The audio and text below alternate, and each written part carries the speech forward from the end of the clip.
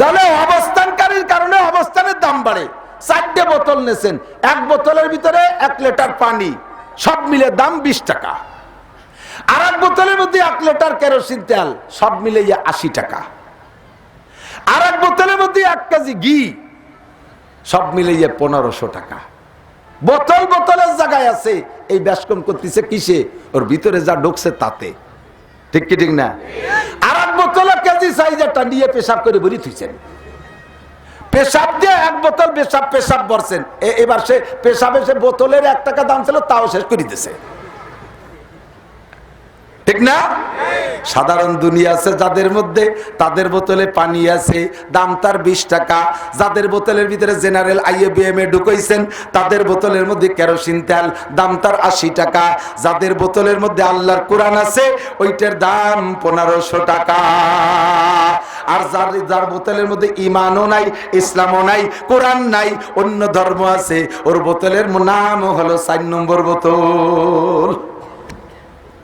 কথা, এই 4 নম্বর বোতল যদি শোনাই দিও বানাই, ও বোতল বাদা ভিতরে টুকরি কোনো দাম আছে? কোনো দাম নাই। মাঝে মাঝে পেশাব পরীক্ষার জন্য যান না, নিজের পেশাব কতবার গায়ে মাখালো, কত চালালো। যেদিন পরীক্ষার জন্য ছোট ওই যে কাঁচের বোতলের মধ্যে দেন, বাওয়ার দিয়ে দৌড়িয়ে দিয়ে আর একদিক মুখ ফিরে যায়। একটু আগে ওইটার দাম ছিল 2 টাকা, পেশাব ডুয়োর চাতে চাতে চাষে আস। ঠিক না? ইসলাম ছাড়া অন্য যত বোতল আছে সব বোতল 4 নম্বর বোতল। কথা বল। আর ইসলামের বোতল নরমাল মুসলমানদের বোতল, পানির বোতল। জেনারেল শিক্ষা ঢুকাইছেন যেই বোতলের মধ্যে, তার সেটা হলো কেরোসিনের বোতল।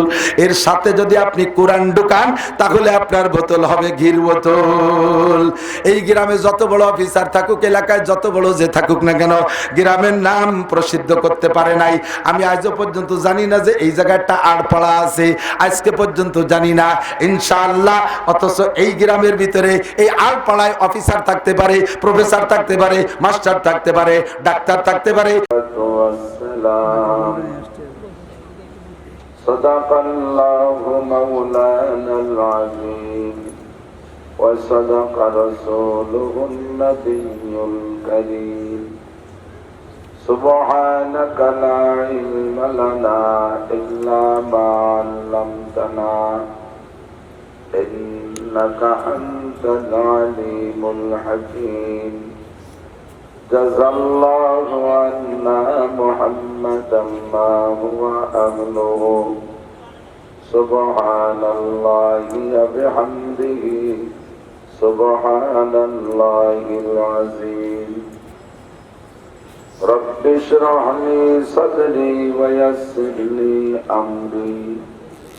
রব্বি ইশরাহ লি সাদরি ওয়া ইয়াসসির লি আমরি واحلل عقدة من لساني يفقه قولي رب زدني علما اللهم بارك لنا في رجب وشعبان وبلغنا رمضان اللهم أرنا الحق حقا وارزقنا اتباعه وأرنا الباطل باطلا وارزقنا اجتنابه সকলে বলি আমিন।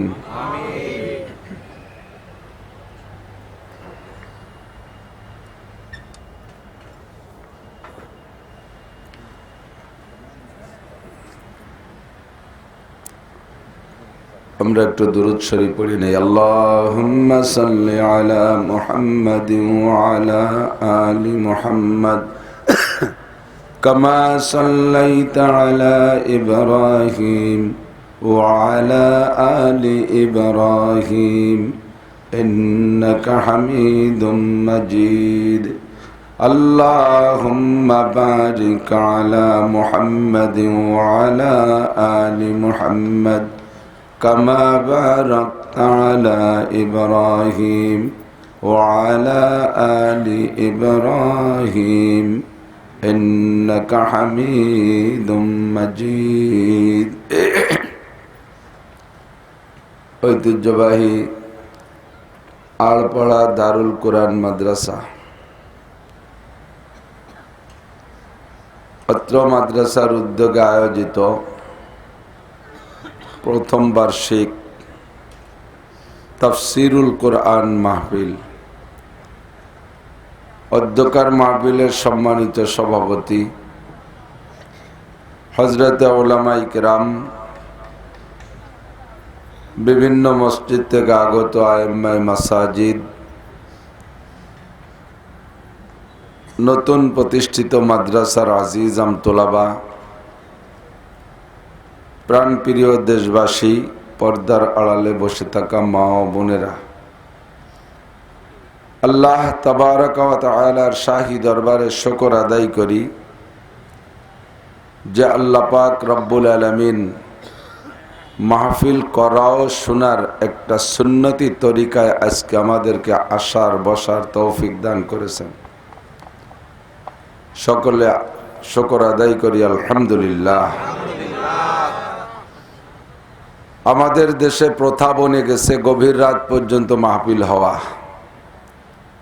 প্রধান বক্তা, দূর দূরান্তের বক্তারা অনেক রাত্রে কথা বলবে, আমাদের দেশি হুজুররা সন্ধ্যার পরে ঈশা পর্যন্ত নাড়াচাড়া করবে।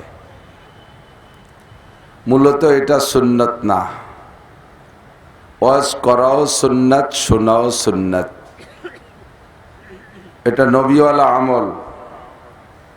আর নবী পাক সাল্লাল্লাহু আলাইহি ওয়াসাল্লামের প্রত্যেকটা আমলই আল্লাহ পাক রব্বুল আলামিনের পক্ষ থেকে সমর্থিত। সুতরাং এই ওয়াজ নসিহাত করা ও শোনা এটা আল্লাহ সমর্থিত। আল্লাহ পাক রব্বুল আলামিন নবী পাক সাল্লাল্লাহু আলাইহি ওয়াসাল্লামকে যেভাবে পরামর্শ দিয়েছেন হুজুর সেভাবে করেছেন। ইতিহাসের কোথাও খুঁজে পাওয়া যাবে না যে নবী পাক সাল্লাল্লাহু আলাইহি ওয়াসাল্লাম গভীর রাত পর্যন্ত, রাত 12টা, 1টা, 2টা, 3টে পর্যন্ত বয়ান করেছে। বলবেন যে হুজুর বয়ান তো আপনারাই করেন, আমরা তো দায় থেকে বসে থাকি। দোষ সত্যি আপনাদের নয়, আমরাই দোষী। মাহফিলগুলোকে আমাদের কাছে মুরিদ বানায় ফেলাইছি, আমরা মাহফিলের কাছে মুরিদ হতে পারি নাই। সুন্নতরে আমাদের কাছে মুরিদ বানাইছি, আমরা সুন্নতের কাছে মুরিদ হতে পারি নাই। তো এলাকার ভিতরে আজকের এই মাহফিলটা সুন্নতি টাইম পরিমাণ হতে যাচ্ছে। সকলে পড়েন আলহামদুলিল্লাহ। আমি শেষ বক্তা, আমার পরেই দোয়া হবে ইনশাআল্লাহ। কাজেই গভীর রাত পর্যন্ত হবে না, যতটুক হয় এর ভিতরে থেকে যা সবক পাবো, সবকের পর আমল করতে পারলেই জীবন ধন্য ইনশাআল্লাহ। শুনি অনেক, বুঝি অনেক, মানি, বিশ্বাস করি, আমলে আনি না, এটা বড় মুশকিল। কথা বলেন। আমার ওয়াজ ইউটিউবে যারা শুনে থাকেন, সব ওয়াজগুলো যদি শোনেন, আমার বিশ্বাস ব্যক্তি জীবনে একজন মানুষের জন্ম থেকে মরণ পর্যন্ত যা দরকার ইসলামী তরিকায় সব আছে। আমি সাবজেক্ট ওয়ারি ভাগ করে করে বিভিন্ন জায়গায় বিভিন্ন রকম বলেছি, সবই ইউটিউবাররা কালেকশন করে আপনাদের কাছে পৌঁছাই দিয়েছে। কিন্তু দুঃখের বিষয় হলো, শুনতে ভালো লাগে শুনি, আমল করতে কষ্ট লাগে করি না। তবে আমি বলে দিক, প্রত্যেকটা নেকির কাজ করা সহজ, গুনার কাজ করা কঠিন। কথা বলেন। নেকির কাজের মধ্যে, ইবাদতের মধ্যে আরাম আছে, আর ইবাদত ছেড়ে দেওয়ার মধ্যে ব্যারাম আছে। আমরা যারা এখানে টুপি পরে আসছি, মোটামুটি তো শীত আছে, আজকে শীত তো নেই তা না। টুপি মাথায় পড়লে কমপক্ষে মাথার দিক দিয়ে মাথায় ঠান্ডা লাগে না, একটা আরাম। আর টুপি পরলে, টুপি মাথায় থাকাকালে অন্যায় করতে একটু দ্বিধাবোধ হয় কিনা? যদি গালাগালি করাই লাগে একান্ত, তাহলে টুপি খুলেই করে, টুপি মাথায় থাকতে করে না। তাহলে টুপিতে আপনার জবানকে কন্ট্রোল করে, টুপি মাথায় থাকলে আপনার হাত কন্ট্রোল থাকে, টুপি মাথায় থাকলে চোখ কন্ট্রোল থাকে, টুপি মাথায় থাকলে আপনার শীত কন্ট্রোল থাকে, শীতের হাত থেকে বাঁচা যায়। এতবার টুপি রস করলাম, কিন্তু টুপি ভরাইয়া মোটে মাহফিলে আনতে পারলাম না। বাড়ি কি তোষকের তলে একটা টুপিও নাই? এমনি তো সচরাচর লাগে না। শুক্রবারে যে টুপিটা লাগে সে টুপিটা নিয়ে টুপি রাখার কোনো আলনা নাই। টুপি তো ছোট পোশাক, আলনার পর তুলি বাতাসে পড়ে যায়, টেবিলের পর নিয়ে রাখে, ফ্যানের বাতাসে ফু দিয়ে উড়োই ফেলে, চলে যায় ভাতের হাড়ির কাছে, মহিলারা ধরে তোষকের তলে তুলে দেয়। তো এই তোষকের তলে টুয়াইও কিন্তু টুপি পাওয়া গেল না। প্রত্যেক মজলিসের আদর্শ আলাদা। গানের মাহফিলে যাইতে টুপি লাগে না, বরঞ্চ টুপি পরার অভ্যাস থাকলে তা খুলে যেতে হয়। সিনেমা হলে যাওয়ার সময় পাগড়ি লাগে না, পাগড়ি পরার অভ্যাস থাকলে তা খুলে যেতে হয়। সিনেমা হলে যাইতে লাগলে বড় জুব্বা লাগে না, অভ্যাস থাকলে তা পাল্টাইয়া অন্য কিছু ভরিয়ে যেতে হয়। গাজির গান, গুণযাত্রা, সার্কাস, জারি যাত্রা, যত গান আছে কোনো গানে টুপি লাগে না। কতক্ষণ?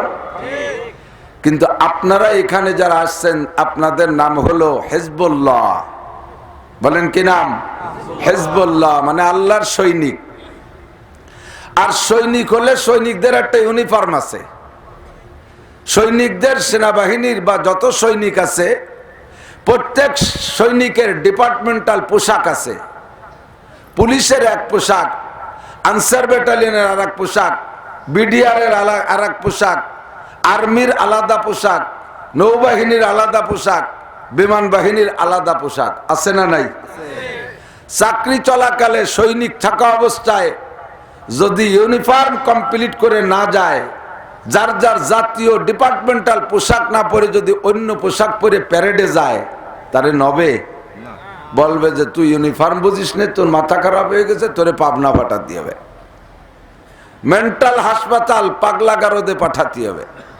তার চাইতে বড় পাগল যদি আর্মির প্যান্ট, পুলিশের শার্ট, বিডিআরের ক্যাপ, নৌবাহিনীর জুতো, এই 4 তরিকার 4 রঙের পোশাক পরে, তাহলে ও একেবারেই ম্যাড।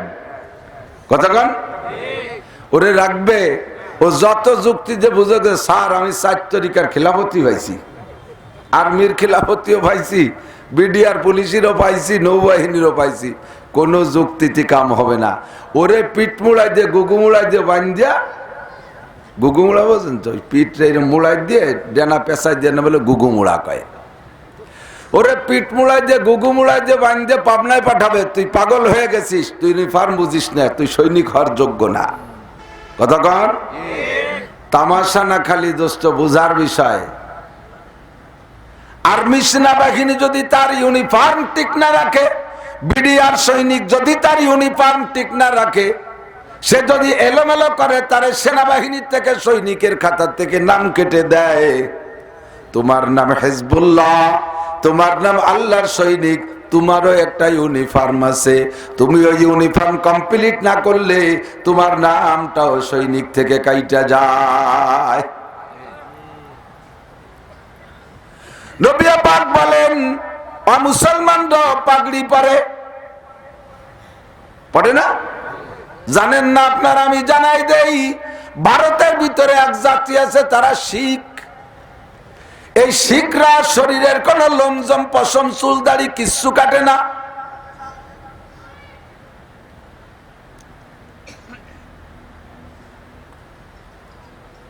কিছুই তারা কাটে না। চুল বড় হয়ে যায়, এই চুলরে গুছায় রাখার জন্য পাগড়ি দেবটে রাখে পুরুষরা। তবে ওই পাগড়ির নিচে টুপি নাই। আল্লাহ নবী বলেন খালিফুল ইয়াহুদা ওয়ান নাসারা ওয়াল মাজুসা, তোমরা মুসলমানরা পাগড়ি পরবা, অমুসলমানদের সাথে বিরোধ করে পাগড়ি পরবা। তাদের পাগড়ির নিচে টুপি নাই, তোমাদের পাগড়ির নিচে টুপি পরবা। তোমরা হলে মুসলিম সৈনিক। সাহাবী বলেন মা ক্বালা রাসূলুল্লাহ সাল্লাল্লাহু আলাইহি ওয়াসাল্লাম ফিল ইজার ফাহুয়া বিল কামিস ওয়া ইজরাতুল মুসলিমি ইলা আনসাফি সাকাইহি। আল্লাহর নবী বলেন সাহাবী বলেন আল্লাহর নবী জামা সম্পর্কে কতটুক লম্বা হবে, জামার ঝুল কতটুক হবে তা বলেছেন কিভাবে? সাহাবী বলেন জামা সম্পর্কে হুজুর তাহা বলেছে, পাজামা সম্পর্কে যা বলেছে, পাজামা যতটুক ঝুল হবে জামা ততটুক ঝুল হবে। এবার পাজামা কতটুক ঝুল হবে বললেন ওয়া ইজরাতুল মুসলিমে ইলা আনসাফি সাকাইহি, মুসলমানদের পাজামা হবে নিসফ সাক, হাঁটু আর টাকনুর মাঝখান পর্যন্ত, হাঁটু আর টাকনুর মাঝখান পর্যন্ত মূল সুন্নাত। পাজামাও অতটুক ঝুল হবে, লুঙ্গি অতটুক ঝুল হবে, প্যান্ট পরলে অতটুক ঝুলে পরবা, আর জামাও হবে অতটুক। এইটা হলো মুসলিম সেনাবাহিনীর পোশাক। আর মাথায় থাকবে টুপি, মাথায় থাকবে তোমার পাগড়ি। পাগড়ি অবিরাম যদি নাও পড়তে পারো, কমপক্ষে তোমার মাথায় একটা ক্যাপ থাকবে, ইংরেজিতে বলে ক্যাপ, অদস্তই ক্যাপ, আরবিতে বলা হয় কলানসুয়া, আরবিতে বলা হয় কুফিয়া। আমরা উর্দু ভাষায় বলি টুপি, আমরা বাংলায় ব্যবহার করি টুপি বইলা। এই টুপি হলো মুসলিম ইউনিফর্ম। আমার যুবকরা আমার দিক তাকাও, তুমি যদি একা একা কোনো জায়গায় থাকো তাহলে তোমারে সালাম দেব না নমস্কার দেব বুঝা বড় কঠিন। মাথা দেখে বোঝা যায় না মুসলমানের মাথা, জামা দেখে বোঝা যায় না মুসলমানের বাচ্চা, প্যান্ট পাজামা দেখে বোঝা যায় না মুসলমানের বাচ্চা। মাহফিল শুনতে আসো, তাও যদি তোমার টের না পাওয়া যায় তাহলে আমি ওয়াজ করব কোন দিক তাকাইয়া? আগামীতে ভবিষ্যতে যদি মাহফিল শুনতে আসেন, একটা টুপি নিয়ে কি আসা যাবে? মাথায় যাবে, পরা যাবে? যে কয়জনের মাথায় আছে সেই কয়জন জাকাচ্ছে, তারা তো আছে আইজু। যারা টুপি পরো নাই আমার যুবক সোনা লক্ষ্মী, আগামীতে টুপি পরে আসবা। আকাশে জমিনের থেকে আমরা ফাঁকা আকাশ, পরিষ্কার আকাশে তারকাগুলো যেমন দেখি, চিকচিক করে তারকাগুলো দেখতে আমাদের ভালো লাগে। পরিষ্কার আকাশে ঘন তারকা দেখলে আমরা যেমন মজা পাই, আসমান থেকে ফেরেশতায়ে মাহফিলের দিকে তাকায়, যেই সব মাথার উপরে টুপি আছে তারকার মতো নূর চমকাইতে থাকে। কাজেই সুন্নতের অনুসরণ করবা, যা শুনবো তা বুঝবো তা মানবো তা আমল করব। ডিউটি চারটা, কথা বলে, 1 নম্বরে শুনবো, 2 নম্বরে বুঝবো, 3 নম্বরে মানবো, 4 নম্বরে আমল করব। তাহলে নবী পাকের সাথে মিল হবে। জানি ভালো, বুঝি ভালো, মানিও কম না, কিন্তু আমলে জিরো। তোমার আমার মিল হবে মিস্টার ইবলিসের সাথে। ইবলিস সবচাইতে ভালো জানে, ইবলিস বোঝেও সবচাইতে বেশি, ইবলিস মানেও আমাদের চাইতে অনেক বেশি, কিন্তু আমলের খাতায় জিরো, আমলের খাতায় জিরো। আল্লাহর নবী কয় মান তাশাব্বাহা বিকওমিন ফাহুয়া মিনহুম, যার সাথে যার মিল হবে তার সাথে তার হাসর হবে। আল্লাহ পাক আমাদের সকলের হাসর মুহাম্মদুর রাসূলুল্লাহ সাল্লাল্লাহু আলাইহি ওয়াসাল্লামের সাথে নসিব করে, জোরে বলেন আমিন। আরবিতে এই মাসের নাম রজব মাস। কি মাস? সবাই একটু বলতে লজ্জা পান। ইংরেজিতে ফেব্রুয়ারি, জোরে বলেন কি? রজবের থেকে ফেব্রুয়ারি জোর বেশি হয়েছে, দেখছেন? ফেব্রুয়ারিরে 1000 কোটি বার কইল আজকন না কিও হবে না, আজকন বোঝেন অর্ধেক। ফেব্রুয়ারিরে 1000 কোটি বার কইলিও পুয়াটা নেকিও হবে না। আর রজবরে সুন্নতের মোহাব্বতে বললে আপনার আমল নামায় এই জামানায় 100 শহীদের সওয়াব হবে। আল্লাহর নবী বলেন মান তামাসসাকা বিসুন্নতি ইনদা ফাসাদে উম্মতি ফালাহু আজরু মিয়াতি শাহীদ। যে সময় দুনিয়ার থেকে সুন্নতগুলো মিটে যাওয়ার সম্ভাবনা দেখা দিবে, ওই সময় সুন্নতকে জিন্দা করার উদ্দেশ্যে একটা সুন্নতের পর আমল করলে উহুদ বদর খন্দকে গিয়ে যারা গলা কাটাই দিয়ে শাহাদত বরণ করেছে, এই রকম শহীদের 100 শহীদের সওয়াব তাকে দেওয়া হয়। ও যুবক, এখন দাড়ি রাখা বড় কঠিন, দাড়ি মিটাই দেওয়ার চেষ্টা চলতেছে। গত রাত্রে এক জায়গায় মাহফিল ছিল, আমার বয়স আমার চেয়ে একটু কম হবে বয়স, আরো 3 বছর 9 মাস আর্মির চাকরির বয়স থাকতে লোকটা চাকরি ছেড়ে দিয়ে চলে আসছে। সুন্নতি একগাল দাড়ি রাইখা আমার কাছে আইসে কানতেছে গলা জড়াই ধরে। ও বলে হুজুর, গোপালগঞ্জের সন্তান, তারপরও তার চাকরি ছেড়ে দেওয়া লাগছে। কয় বয়ান শুনি, আপনার বয়ান শুনি। রাতে শুনতেছি দাড়ির ফজিলত, রাতেই নিয়ত করে বেলাইছি দাড়ি রাখবো, এবার দাড়ি আর কাটি না।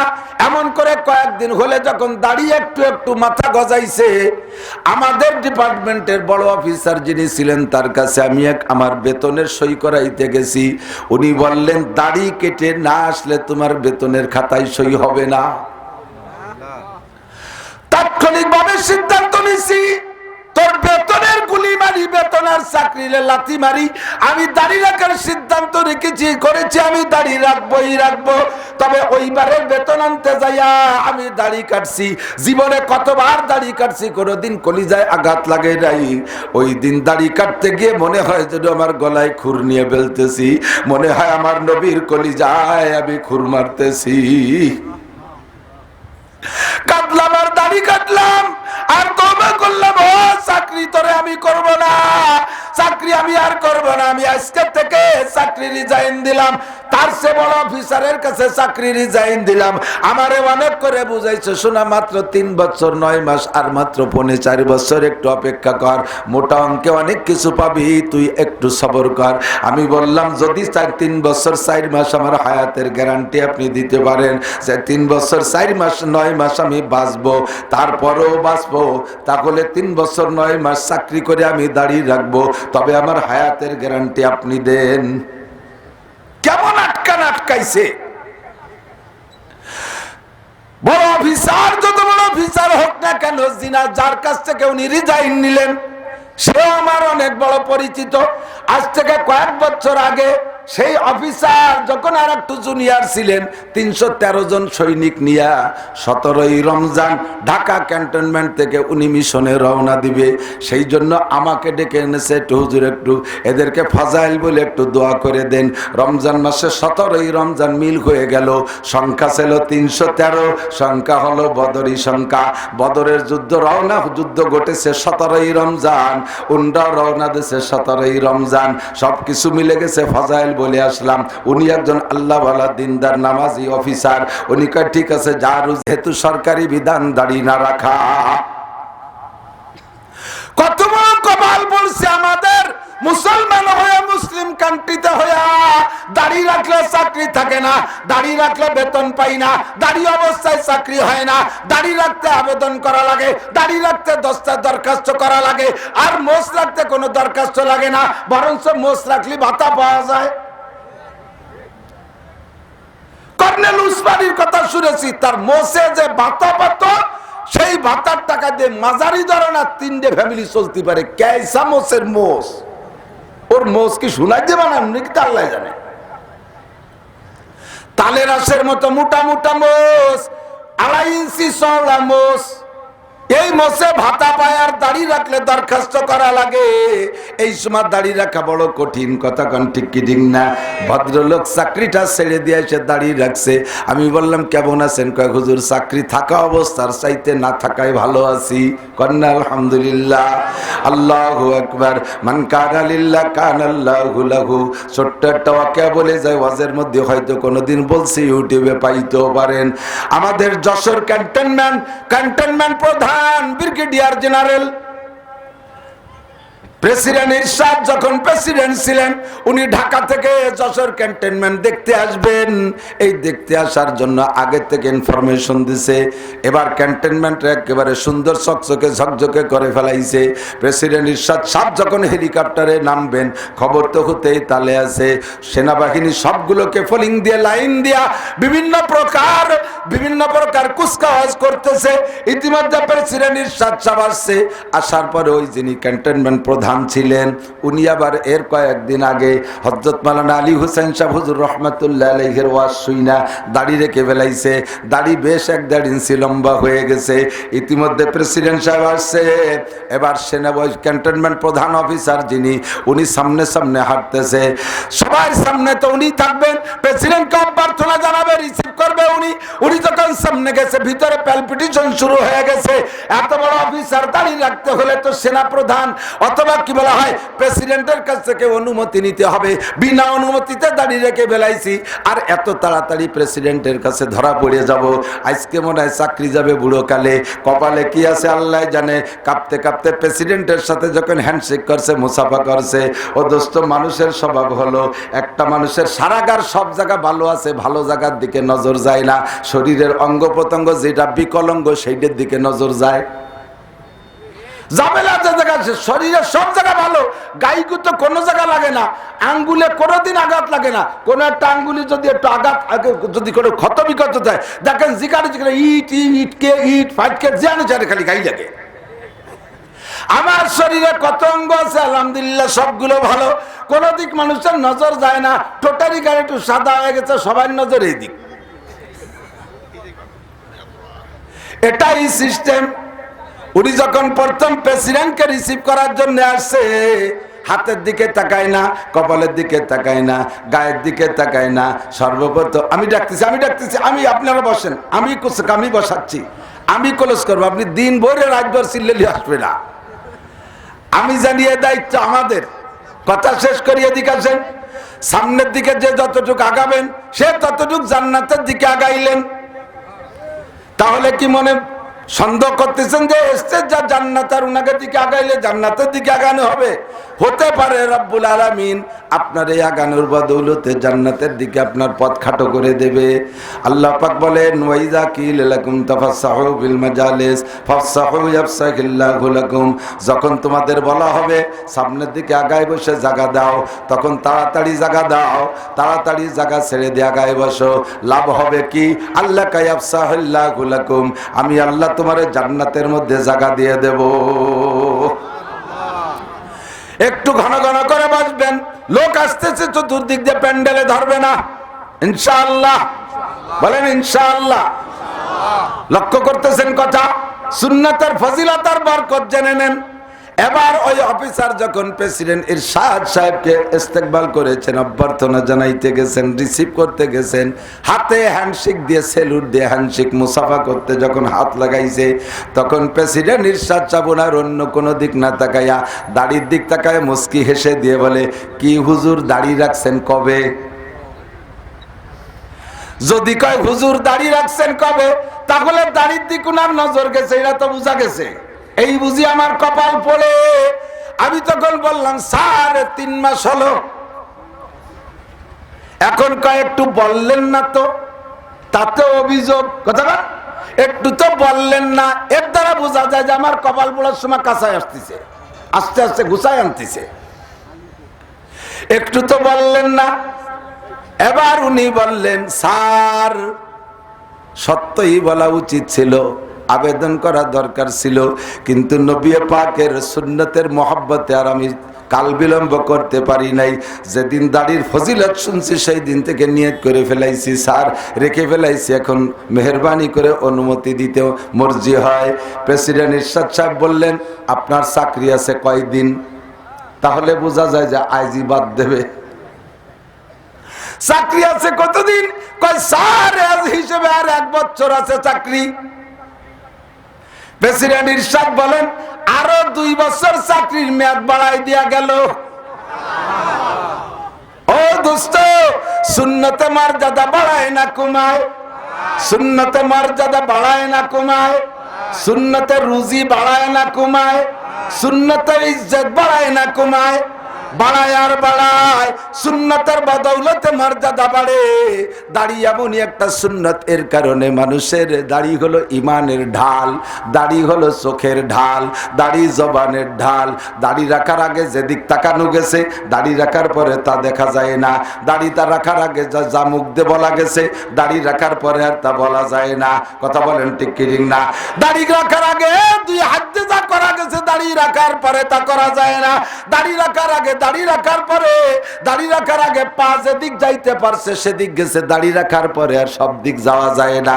দাড়ি হলো তোমার হাতের পাহারাদার, দাড়ি তোমার চোখের পাহারাদার, দাড়ি তোমার কানের পাহারাদার, দাড়ি তোমার জবানের পাহারাদার, দাড়ি তোমার কলবের পাহারাদার, দাড়ি তোমার সব কিছুর পাহারাদার। আল্লাহর সুন্নতের বরকত।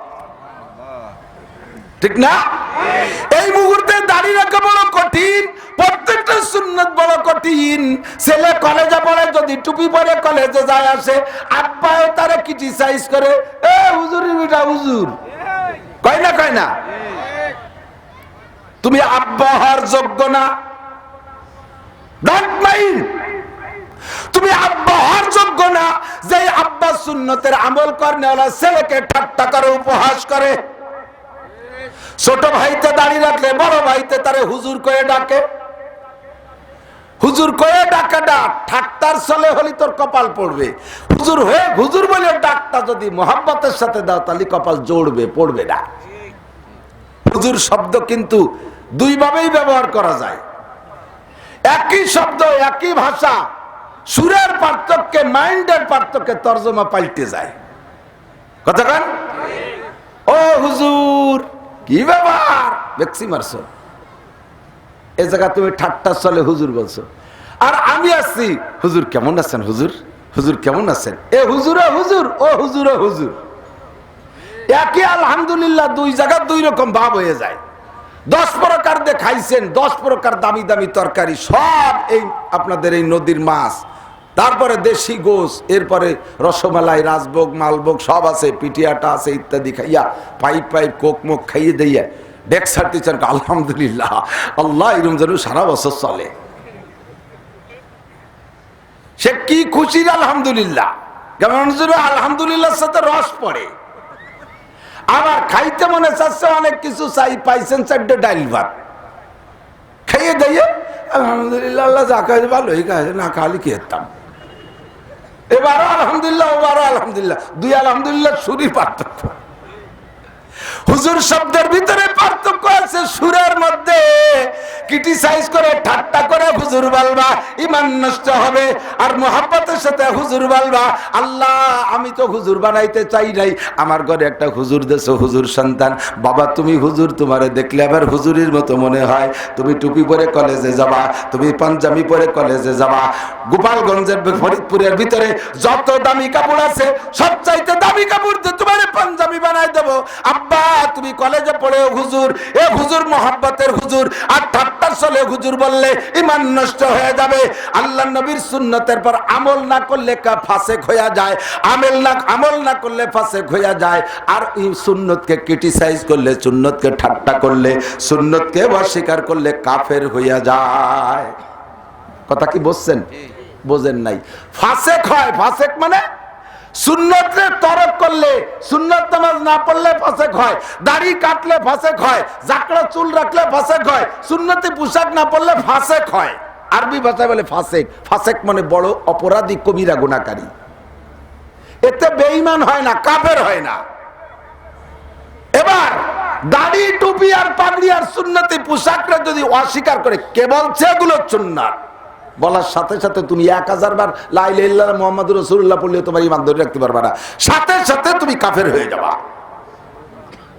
কেবল সে মেসওয়াক সুন্নাত, কেবল সে বিলাকুলুক সুন্নাত, আমি মানি না দস্তারখান সুন্নাত, আমি টেবিলি খাইতে পারি, টেবিলি খাবো। আরে মিয়া কুজোয়ে খাতি পারো না, বুড়ি ঠেলায় খাও, তুমি যাতে পারো, কিন্তু সুন্নতরে অস্বীকার করবা কে?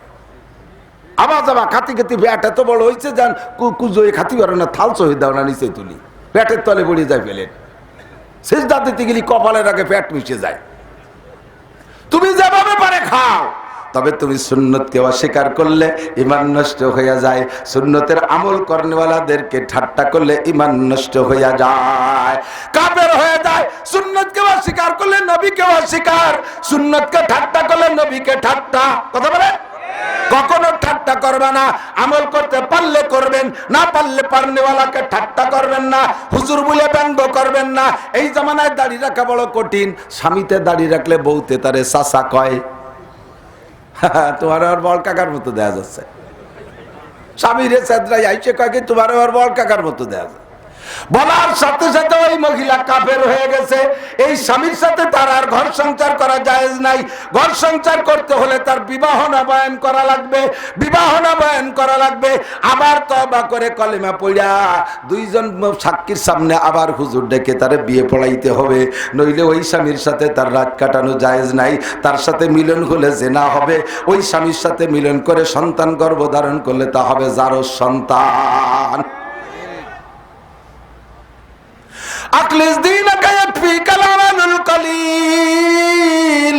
তোমার ইমানকে খাঁটি করো, অল্প আমলি নাজাতের জন্য যথেষ্ট হইবে। সাবধান থাকবেন, ইমান রে পাহারাদারি করবেন। ইমান কিন্তু কথায় কথায় ছুটে যার ভয়, আমরা জানি না বুঝি না, ইমান নষ্ট করে ফেলি। কোন শরিয়াতের বিধিবিধানকে ঠাট্টা উপহাস ব্যঙ্গ করবেন না, অবজ্ঞা করবেন না, আলেমুল আমরে গালি দেবেন না। আমার তবলিগের এক শ্রেণীর ভাই আছে, তারা বড় দুঃখ পায় আমাদের মৌলবীদের উপরে। কয় হুজুরকে দেখলি আমার চোখের মধ্যে এঙ্গে, চোখের মধ্যে কাটা ফোটে। ওসিয়াত করে যায় যে আমি বললি যেন করে হুজুর জানাজাও পড়ায় না। তাহলে তোমার জানাজা পড়াবে হরিবদ? হরিবদ কিনা? হরিবদ হিন্দু না মুসলমান? হরিবদ হিন্দুকে নাম না। তোর জানাজা হুজুরি পড়াবে না, তোর গোষ্ঠীর একটা পড়াতে পারে না। তার যা হিন্দু পাড়া পাঠায় দে, তোর উলুধ্বনিতে পোড়াই দেবে। দুঃখের টেলায় কয় হুজুররা যদি বেসতে যায়, ও বেসতেই যাব না। আর হুজুররা তো বেসতে যাবে। আল্লাহ রসুল কইছে হাসরের মাঠে তিন শ্রেণী মানুষের সুপারিশ করবে, তিন শ্রেণী মানুষ সুপারিশ করবে। এক নম্বরে আল আম্বিয়া, দুই নম্বরে আল উলামা, তিন নম্বরে আল শুহাদা। এক নম্বরে নবীরা উম্মতকে সুপারিশ করে জান্নাতে নেবে। দুই নম্বরে উলামায়ে কিরাম, লক্ষ লক্ষ সাধারণ পাবলিক যাদের সাথে আলেমের মহব্বত ছিল। আপনারা যারা আলেমদেরকে ভালোবাসেন, যেই আলেমের সাথে যার ভালোবাসা, ওই আলেম তারে সুপারিশ করে জান্নাতে নেবে। তিন নম্বরে শহীদরা জান্নাতে নেবে, তিন নম্বরে শহীদরা জান্নাতে নেবে সুপারিশ কইরা। ও বন্ধুরে, উলামায়ে কিরাম তো যাইয়া সুপারিশ করে আরো মানুষে নেবে, সেই আলেমরা বেহেশতে তো যাবেই যাবে। এবার তারা গেলি যদি বেহেশতে তুই না যাস, তাহলে তোর জায়গা তুই ঠিক করে রাখ, কোন জায়গা যাবি। তুই আলাদা লজিং বানায় রাখ। মৌলবীরা জান্নাতে যে জান্নাতের গেটে বিশাল বিশাল আহিয়ালা বাস নিয়ে বসে থাকবো, তোরে বাড়োই শোয়াই ফেলবো, খালি গেটে আসলি আয়। বলতে চাইছি, ফিতনার জামানায় সুন্নতের পর আমল করলে আল্লাহ বেশি খুশি হয়। কথা বলেন। আমার সোনা লক্ষ্মী যারা দাঁড়িয়ে আছেন, যদি বসার ব্যবস্থা থাকে বসেন। আপনি হযরত আব্বাস রাদিয়াল্লাহু তাআলা নূর সাথে জান্নাতে যাইতে পারবেন যদি বলার সাথে সাথে বসে পড়েন। হযরত আব্বাস রাদিয়াল্লাহু তাআলা বলার সাথে সাথে বসে পড়ছে, যে জায়গা ছিল সেই জায়গায় বসে পড়ছে। আপনি ওই সুন্নতের পর আমল করেন, সাহাবীর সাথে মিল হবে তো আপনি আব্বাসের সাথে জান্নাতি হবেন। জোরে কোন সুবহানাল্লাহ। কাজেই যে কথাটা শুনবো, শোনার সাথে সাথে আমল করব। অনেকে আছে আশেপাশে দেয় যে আর কেউ বসতেছে নাকি, না বসলে আমি বসবো না। তুমি আর একজনের বসা থেকে বসবা, তোমার বসা থেকে আর একজন বসবে। কথা বলেন। মান তামাসসাকা বিসুন্নতি ইনদা ফাসাদে উম্মতি ফালাহু আজরু মিয়াতি শাহীদ। যে সব দুনিয়া থেকে দিন মিটে যাওয়ার সম্ভাবনা দেখা দেবে, যেই সুন্নাতটা চলে যাচ্ছে ওই সুন্নাতটা জিন্দা করেন। দস্তারখান এখন ঘরে নাই, পিরাই ঘরে দস্তারখান খুঁজলি পাওয়া যায় না। খান সব শেষ হয়ে গেছে, দস্তারখান নাই। এখন সব বাড়ি টেবিল, একেবারে ন্যূনতম মিনিমাম ছোট ফ্যামিলি। ছোট ফ্যামিলির নাম করে রাগ করবে, তাহলে আমরা কি একেবারেই নিকৃষ্ট? এমনকি ফকির ভিক্ষা করে সেও বাড়ির জন্য দেখি যে ফার্নিচারের দোকানে ডাইনিং টেবিলের অর্ডার দিছে। এখন তো ফকির ফকির নাই, ফকিররা বাচ্চা হয়ে গেছে। ফকিররা বাচ্চা হয়ে গেছে। আমার বাড়ির দ্বারে এক ফকির, সে সারা এলাকা জুড়ে কালেকশন করে আইডিয়া ভিক্ষের চাল দেখতে দোকানে বেশি ফেলায়। আমি বলো চাচা এই ব্যস্ততা খাওয়া নাকি, খাওয়ার জন্য না বিক্রি করছো? কম না, ও খাওয়া যায় না, 12 ভেজালের চাল। আমি তুমি কি খাও? আমি পাইজাম খাই, আমি খাই 29, ডেলি 50,000 টাকা পাইরা আমি খাই 29, আর উনি খাই পাইজাম। তাহলে ফকিররা ফকিররাই ফকির বাচ্চা হয়ে গেছে। কথা না? সিরা লুঙ্গি দিলি নেয় না, নতুন লুঙ্গিরা দিলি নেবে না। ফকিররা বাদশা হয়ে গেছে, পুরান পাঞ্জাবি দিলি নাই না, নতুন ডানা দিলি নাই না, ফকিররা বাদশা হয়ে গেছে। লাতু সাব্বান্না আলাইকুমুদ দুনিয়া সাব্বা। আল্লাহ নবী ১,৫০০ বছর আগে বলেছে আল ফকরা তাকাবুন, অভাবরে ভয় পাচ্ছ, বিলকুল ভয় পেও না। লাতু সাব্বান্না আলাইকুমুদ দুনিয়া সাব্বা, তোমাদের উপরে আল্লাহ পাক দুনিয়া ঢেলে দেবে, এত দিয়া দেবে যে সকালবেলা গাড়ি ভরে জাকাতের টাকা দেওয়ার জন্য বের হবা, সন্ধ্যাকালে টাকা যেমন টাকা তেমন নিয়ে বাড়ি আসবা, কেউরে টাকা গোছাতে পারবা না। যার এই দুর্বল মনে করে দিতে চাবা সে বলবে আমার ভ্যানে ৩ বস্তা রয়েছে, আমি দেওয়ার লোক পাচ্ছি না, মনে করবা তাহলে আর একজনরে দেই। তারে যে বলবা সে বলে মিয়া কয় টাকা দিতে এসো, লাগলি আরো নিতে পারো। এসে গেছে সেদিন, বেশি দেরি নাই। লাতু সাব্বান্না আলাইকুমুদ দুনিয়া সাব্বা। ও দোস্ত, এখন দুনিয়া ধনীর দিকে চলে গেছে, দুনিয়া ধনীর দিকে চলে গেছে। এত তাবারুনা বিল বুনিয়ান, আজ থেকে 20 বছর আগে যারা ভিক্ষা করে খাইছে এখন তারা বড় লোকদের সাথে পাল্লা দিয়ে দালান উঁচু করে। কতক্ষণ বড় লোকদের সাথে পুরো ফ্যামিলির সাথে পাল্লা দিয়া ওদের দালানের বাদ 200 বছর, আমি নিউ দালান দেব, তাদের 3 তলা, আমারটা হবে 5 তলা, ওদেরটা 5 তলা, আমারটা হবে 10 তলা। এমন পাল্লা প্রতিযোগিতা চলছে কি চলছে না?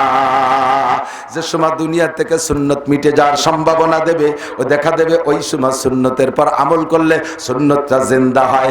এখন মেসক খুঁজলে অধিকাংশের পকেটেই মেসক পাওয়া যাবে না, মেসক খুঁজলে পাওয়া যাবে না। মেসক করা সুন্নত, মেসক দুনিয়া থেকে বিদায় নেওয়ার পথে প্রত্যেকের কাছে বিরাস আছে, বুড়োরও বিরাস, গুড়োরও বিরাস, পুরুষেরও বিরাস, নারীদেরও বিরাস, পাবলিকেরও বিরাস, তালবিয়ালি মাদ্রাসার ছাত্রদের বিরাস। গোবর থেকে উঠা কোনো জাপ কাঠির মুখের মধ্যে গুল গুল করে দিয়ে বিরাস ফায়ার করতে তালে থাকে। 1000 বছর হায়াত পাইলো, বিরাসে তুমি একটা নেকি পাবে না।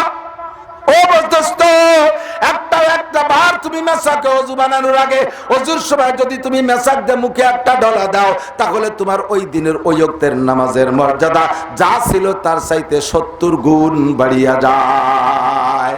ও মুসলমান, নিয়মিত যারা ওযুতে মেসাক করে ওযু বানায়, আল্লাহর নবী বলেন যত পুরস্কার আছে তার মধ্যে অন্যতম পুরস্কার হলো নিয়মিত যেই লোকটা গাছের ডাল দিয়ে মেসাক করে, বিরাস করলে ওই ফজিলত পাবে না। গাছের ডাল দিয়ে যারা মেসাক করে নিয়মিত, ওই মানুষগুলো মরণের সময় কলেমা নসিব হবেই হবে। কন্যা সুবহানাল্লাহ কবেন না? মরার সময় কলেমা নসিব হবেই হবে। সারা জীবন ভরে আকাম করছো, মরার সময় যদি সুস্থ বেরোলে, যদি হুঁশ থাকতে পড়তে পারো লা ইলাহা ইল্লাল্লাহ মুহাম্মাদুর রাসূলুল্লাহ।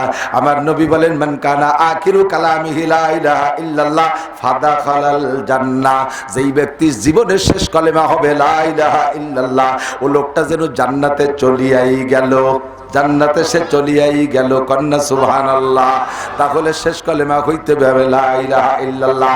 জীবন ভরে বিরাজ করলে লা ইলাহা ইল্লাল্লাহর গ্যারান্টি নাই। ও দোস্তর, জীবন ভরে মেসাক করলে লা ইলাহা ইল্লাল্লাহর কারণে আপনার কলেমার মরণের সময় মেসাকের কারণে কলেমার আপনার সম্ভাবনা আছে, বলকে একিন করা যেতে পারে। আল্লাহু আকবার। এই সময় মেসাক করলে আপনি 100 শহীদের সব অতিরিক্ত পাবেন। এখন সুন্নতি চুল, এই যুবকরা দিক তাকাও, চুল কাটো। কোন cutting? France cutting, Italy cutting, Australian cutting, সোর কাটিং, লুসো কাটিং। চুল কাটা দেখলে বোঝা যায় যে আস্ত উড়ে বাদামি আসুসা, ওর প্যান্টে মুতির গন্ধ। 2600 টাকা যে চুল কাটছে সোর কাটিং, এ পাশে 3 পোষ, পাশে 3 পোষ আলাদা, দেখলি বোঝা যায় যে আস্ত একটা বাসট।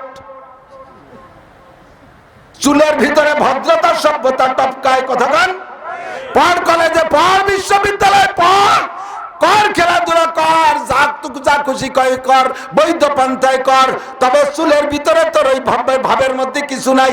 ওই রকম চুল রাখো কার জন্য? যারে দেখানোর জন্য রাখো। এলাকার সুন্দরী মেয়েরা তোমারে দেখে লাইক দেবে, ভালো করে জেনে রাখো। তোমার ওই চুল দেখে তারা লাইক দেয় না, তারা লাইক দেয় না, তারা তোমার আরো এড়াই চলার চেষ্টা করে, তোমারে আনলাইক দেয়, তোমারে তারা কি বলা হয় ফ্রেন্ড থেকে ক্যান্সেল কইরা দেয়। তুমি সেই জাতীয় একটা মেয়ের সাথে বিবাহের প্রস্তাব দাও, যাদেরকে তুমি তোমার চুল ঝেঁকে ঝেঁকে ঘুরে ঘুরে দেখাও, ওইরকম একটা মেয়ের সাথে তুমি বিবাহের প্রস্তাব দাও, দেখো জবাব কি পাবা। ওই মেয়েকে যদি তার বাপ বলে, একটু আগে যে ছেলেটা মোটর সাইকেলে এই যে ঝাঁকড়া চুল নিয়ে পাঙ্কু মারতে মারতে গেল মোটর সাইকেলে, ওই ছেলেটার সাথে মা তোকে বিয়ে দেবো। মেয়ে বলবে আব্বা জীবনে তোমার কাছে বিয়ে যাবো না, তবু ওই উড়োটে ভাতা নিয়ে বদমাইশের সাথে বিয়ে দিও না। ও দেখো ওর চাল চলন কেমন, ও সর চাল চলন কেমন, ও আন্তর্জাতিক খ্যাতি সম্পন্ন নুসরতের কাতারের লোক। যার কাছে লাইক চালি সে তোরে বাইক দিল, কতক্ষণ। আর সুন্নতের পাবন্দি করলে, কলেজে পড়ো বিশ্ববিদ্যালয়ে পড়ো, চুল যদি ছোট থাকে, সুন্নতি পোশাক থাকে, যে কোনো মেয়ের সাথে প্রস্তাব দিলে সে তোমার সাথে আসতে পাগল হয়ে যাবে, বলবে আব্বা তোমার পায়ে ধরি, যত টাকা লাগে যেভাবে হোক আমাকে ওখানে বিয়ে দাও। একই কলেজে পড়ি, একই বিশ্ববিদ্যালয়ে পড়ি, জামাল ভাইয়ের মতো ছেলে হয় না, জীবনে একটা মেয়ের দিকে তাকাইলো না, কোনোদিন বান্দরে কাটিংয়ে চুল কাটলো না, কোনোদিন অনুমান মার্কা লাফলাফাইলো না, কোনোদিন কোনো মেয়েদের সাথে দুঃসম্পর্ক করলো না। কতবার শিক্ষা সফরে গেল মানুষে, তারে কোনোদিন কেউ নিতে পারে নাই। সপ্তাহে একদিন, সে সপ্তাহে বৃহস্পতিবারে মার কাছে যায়। জামাল ভাই মাসে 3 দিন সময় লাগায়, ছুটি পাইলেই তবলিগি চলে যায়। জামাল ভাই রাত্রে তাহাজ্জুদে পড়ে, রে আব্বা, আব্বা আমি জানি জামাল ভাই 5 ওয়াক্ত নামাজ জামাতে পড়ে, জামাল ভাই ফজর বাদ কোরআন তিলাওয়াত না করে বের হয় না। জামাল ভাইয়ের উপরে পুরো স্টাফ খুশি আছে। আব্বা প্রস্তাব যদি এসে থাকে আমি এক পায়ে খাড়া, তুমি জামাল ভাইয়ের সাথে বিয়ে করাও। আর তোমার মতো টালটু যদি রাস্তায় দিয়ে যাও আর ওই রকম পাঙ্গা পাগাল খেয়ে বেড়াও, তাহলে প্রস্তাব দিলে বলবে আল্লাহ তোমার আব্বা তোমার কাছে পায়ে ধরি, বিয়ে যদি কোনোদিন নাও দাও তো বই ফালতু বদমাইশের সাথে দিও না। তাহলে তোমার চুল কাটার কি দাম থাকলো, পাছা বেরোনো প্যান্টের কি ওর দাম থাকলো, তুমি যে গেঞ্জি পরছো নায়ক গেঞ্জি ওর কি দাম থাকলো, তুমি যে আইসো দিয়ে ঠ্যাং কুপাইনে রান কুপাইনে প্যান্ট পরছো তার কি ভ্যালু থাকলো, ওর 5 পায়েরও দাম নাই। কথা কান ঠিক কি ঠিক না? সুন্নতের দাম আছে না নাই? কাজে ঈশ্বরে চলে আসছি, অনেক দূর এসে গেল তো অনেকগুলো সুন্নত বললাম, আর 2-4টে বলবো, কষ্ট হচ্ছে? পায়খানায় যাওয়ার একটা সুন্নত করে দেখ, পায়খানার মধ্যে গুটি খানিক নেকি, গুটি খানিক বোঝেন, অনেক নেকি পায়খানার মধ্যে। তো পায়খানা করব, যা করার করি চলে, ওর মধ্যে আবার নেকি কি? বাইরে থাকতে 100 শহীদের সওয়াব, ঢুকার সময় 100 শহীদের সওয়াব, বেরোয় আসছে 100 শহীদের সওয়াব, বেরোনোর সময় 100 শহীদের সওয়াব, 400 শহীদের সওয়াব আপনি পেতে পারেন। কোন সুবহানাল্লাহ। কারণ পায়খানাকে সে আগের কোয়ালিটিতে নাই, পায়খানা কোনো গেছে এমন অবস্থায়, রুমের ভিতরে পায়খানা একই জায়গায় বেসিং, তার পাশে আবার টেপ আছে আলাদা, গোসলের টেপ, দোয়াটা পড়বেন কোন জায়গার থেকে, বাথরুমে ঢুকছেন আপনি, ঢুকে অনেক বড় রুম, এবার দোয়া পড়বেন কোন জায়গার থেকে, বাথরুমের মধ্যে ঢোকার পরে আর কোনো দোয়া নাই, বাইরে থাকতে দোয়া পড়বেন আল্লাহুম্মা ইন্নী আউযু বিকা মিনাল খুবুসি ওয়াল খাবায়েস, এইটা পড়া সুন্নাত। একটা সুন্নতের পর আমল হলো। 2 নম্বর হলো বাথরুমে ঢুকবো বাম পা দিয়া, কোন পা দিয়া? বাম পা দিয়ে বাথরুমে ঢুকবো। আর একটা সুন্নতের পর আমল হলো, ভিতরে ঢুইকে সুন্নাত বলে দেই, বাম পায়ের উপরে ভর দিয়ে বসা সুন্নাত, ডান পায়ের উপরে ভর দিয়ে না বসা, বাম পায়ের উপরে ভর দিয়ে বসা, বাম পায়ের উপরে ভর দিয়ে বসা সুন্নাত। আমার নবী বলেছে সুন্নাত, এই জামানার মেডিকেল সায়েন্সের ডাক্তাররা আবিষ্কার করেছে, বাম পায়ের উপরে ভর দিয়ে বসে বাথরুম করলে ক্লিয়ার হয় বেশি। তাহলে ওখানে একটা সুন্নাত, 3টা ঢিলা ব্যবহার করা সুন্নাত, ও ব্যবহারের মধ্যে আর একটা সুন্নাত। গরমকাল আর শীতকালে পুরুষের শরীরের ভিতরে কিছু পার্থক্য ঘটে যায়। গরমকালে পুরুষের শরীর ঢিলা ঢালা থাকে, এই জন্য গরমকালে 3টি ঢিলা ব্যবহার করতে। প্রথম ঢিলাটা সামনের থেকে পিছনের দিক, দ্বিতীয়টা পিছন থেকে সামনের দিক, তৃতীয়টা সামনের থেকে পিছনের দিক। শীতকালে প্রথমটা পিছন থেকে সামনের দিক, দ্বিতীয়টা সামনের থেকে পিছনের দিক, তৃতীয়টা পিছন থেকে আবার সামনের দিক। মহিলারা শীত গরম সবকালে প্রথমটা সামনের থেকে পিছনের দিক, দ্বিতীয়টা পিছন থেকে সামনের দিক, তৃতীয়টা সামনের থেকে পিছনের দিক। এ জায়গায় এক একটা সুন্নত আপনি জানেন না, জীবনেও কোনোদিন হয়তো এসাথীয় আজ আমরা বক্তারা তো করি না, আপনাদেরকে আমরা মাত্র উস্কাই থুয়ে চলে যাই, গান গজল দিয়ে ভুলাই থুয়ে চলে যাই। এই সুন্নতগুলো শিখে নেন, এক একটা সুন্নতের বিনিময়ে 100 করে শহীদের সওয়াব আল্লাহ দিয়ে দিতে পারে। এবার পানি খরচ কইরা, আপনি পানি খরচের সময় ময়লাই তো ধুইছেন, অল্প একটু পানিতে ময়লা ধুইছেন, ওই পানিও তো ময়লা হয়ে গেছে। এবার ওই পানির হাত থেকে বাঁচতে পারবো না কেউ, উপায় আছে? ওই পানির হাত থেকে কেউ বাঁচতে পারি না। পাশায় যে কাপড় পানি পানি খরচ করেছেন, ওই পানি আশপাশে মাখানো থাকে, একটু শকশক করে, ওই শকশক রাখার দরকার নাই। ওই পানিকে আল্লাহ রসুল পবিত্র ঘোষণা দিয়েছে, কারণ ওই পানির হাত থেকে কেউ বাঁচতে পারবে না, সকলের কাপড়েই মাখবে। তবে বেশি স্যাটিসফাইড, আত্মতৃপ্তির জন্য, আপনার তাকওয়া পরহেজগারির জন্য ওখানে বাথরুমে অতিরিক্ত একটা কাপড় ঝুলিয়ে রাখবেন। ওই কাপড়টা দিয়ে আপনার নির্দিষ্ট স্ট্যান্ডার্ডে সুন্দর করে মুইসা তারপরে পরনের কাপড় পরবেন বা ছাড়বেন, তাহলে দেখবেন আপনার নামাজের মধ্যে বেশি একাগ্রতা আসতেছে। দরকারি কথা কইনি আমি? কে জানে, কে বলে, কে শিখবে, কারে শিখাবে, কিডা শিখবে বুঝি না। অদৃষ্ট জরুরত সেইবার বাম পায়ে বের হবেন। আর একটা সুন্নাত বাইরে হচ্ছে দোয়া পড়বেন, গুফরানাকা আলহামদুলিল্লাহ ইল্লাযী আযহাবা আনিল আযা ওয়া আফানি। সকল প্রশংসা ওই আল্লাহর, যে আল্লাহ যে আল্লাহ তাআলা আমাকে পরিত্রাণ দিয়েছে, ভিতরে ময়লা ছিল বের করে দিয়েছে। বের না হইলে কত কষ্ট হইতো, কষ্ট থেকে আমারে বাঁচায় দিয়েছে। জীবন ভরে খাবেন, খাওয়ার সময় উস থাকে না, জম্মের গিলা গেলছেন। ও মিয়া 2 দিন পরে যদি ডেলিভারি না হয়, পিছন দিয়ে যদি বেরোয় না যায়, তারপরে কন্ত কেমন থাকে। পায়খানা যদি কষা হয়, ক্লিয়ার না হয়, তার চাইতে আর অশান্তি নাই। কথা বলুন ঠিক কি ঠিক না? পিপাসায় পানি পান করছেন, প্রচন্ড পিপাসা লাগছে, এই পিপাসা নিবারণের জন্য যদি ঠান্ডা পানি পান, তাহলে তো খুশি লাগবেই লাগবে, খুশির শেষ নাই। এবার এই 1 গ্লাস পানি প্রচন্ড পিপাসার মধ্যে পান করে যে পরিমাণ খুশি হয়েছেন, তার চাইতে বেশি খুশি হবেন যদি 5 ঘন্টা পরে ওই পানিটা পেশাব হয়ে বের না হয়। এরপরে বের হয় না তো হয় না, 1 দিন হয় না, 2 দিন হয় না, তলপেটে ব্যথা শুরু হয়ে গেছে, চিল্লা পাল্লা শুরু হয়ে গেছে। এবার যদি হঠাৎ করে পেশাব বের হয়ে ক্লিয়ার হয়ে যায়, আমার মনে হয় পানি পান করে যে পরিমাণ খুশি হয়েছিলাম, পেশাব হয়ে যাওয়ার পরে তার চাইতে বেশি খুশি হব। ঠিক কি ঠিক না? পানি না পাইয়ে যে পরিমাণ কষ্ট পাইছি, পেশাব না হইলে তার চাইতে বেশি কষ্ট পাই। খাইয়ে পায়খানা করতে পারে, তার চাইতে বেশি খুশি। না খাইয়ে যে পরিমাণ কষ্ট পাই, পায়খানা না হলে তার চাইতে বেশি কষ্ট। কাজে আল্লাহ তাআলা আমাকে পায়খানার মাধ্যমে প্রশান্তি দান করেছে, এই ব্যাপারে শুকরিয়া পাবে কে? জোর হলো না? ডাক্তার আমারে পায়খানা করাইতে পারে না, বহুত ঔষধ খাওয়াইছে, লাস্টে অপারেশন করে বের করা লাগে। আর জন্মের পর থেকে নাই 70-80 বছর পর্যন্ত নিয়মিত পায়খানা করে যাচ্ছি, কোনো অসুবিধা হচ্ছে না। এই ব্যাপারে প্রশংসা আল্লাহ পাবে কি পাবে না? আলহামদুলিল্লাহিল্লাযী আযহাবা আনিল আযা ওয়া আফানি, এইটার একটা দোয়া। তাহলে কতগুলো সুন্নত হলো খালি পায়খানার মধ্যে। ও দোস্ত, আর একটা কথা না বলে পারতেছি না, একান্ত জরুরি। সব দিন সব কথা আসে না, আসছে বলে যাই, কষ্ট হচ্ছে। সেটা হলো শরীরের লোমজম পরিষ্কার করা। আল্লাহর নবী বলেন, দাড়ি সংক্রান্ত কসু শারেবা ওয়া ফুল্লুহা, কসু শারেবা ওয়া ফুল্লুহা, মোসরে ছোট করো, দাড়িরে বড় করো। দাড়িরে কতটুক বড় করবা? কমপক্ষে মুঠের 1 মুঠ পরিমাণ, 4 মুঠে 1 হাত হয়। এইভাবে 1 মুঠ, 2 মুঠ, 3 মুঠ, 4 মুঠ, 4টে মুঠ, এরকম করে 4 মুঠে 1 হাত হয়। এই 1 হাতের 4 ভাগের 1 ভাগ লম্বা হতে দিতে হবে। এর আগে যদি কেউ দাড়ি কাটে আর ছাটে, চাইছে ফেলায় আর সাইটে ফেলায়, তাহলে ওই লোকের পিছনে নামাজ হবে না, ওই লোকটা ফাসেক। 1 মুঠের আগে যদি দাড়িরে খাটো করে ফেলে, ওই লোকটা ইমামতি করে, ওর পিছনে নামাজ হবে না। ও যদি আজান দেয়, আজান দেওয়া মাকরুহে তাহরিমি। এত বড় অপরাধ 1 মুঠের আগে দাড়ি ছাটা। দাড়িরে ছাটবা না, দাড়ি লম্বা হোক, তবে বেশি লম্বা হয়ে যদি জটা মোটা হরবায় তাকে 1 মুঠ পরিমাণ রেখে নিচে একটু কেটে ফেলাই দিতে পারো।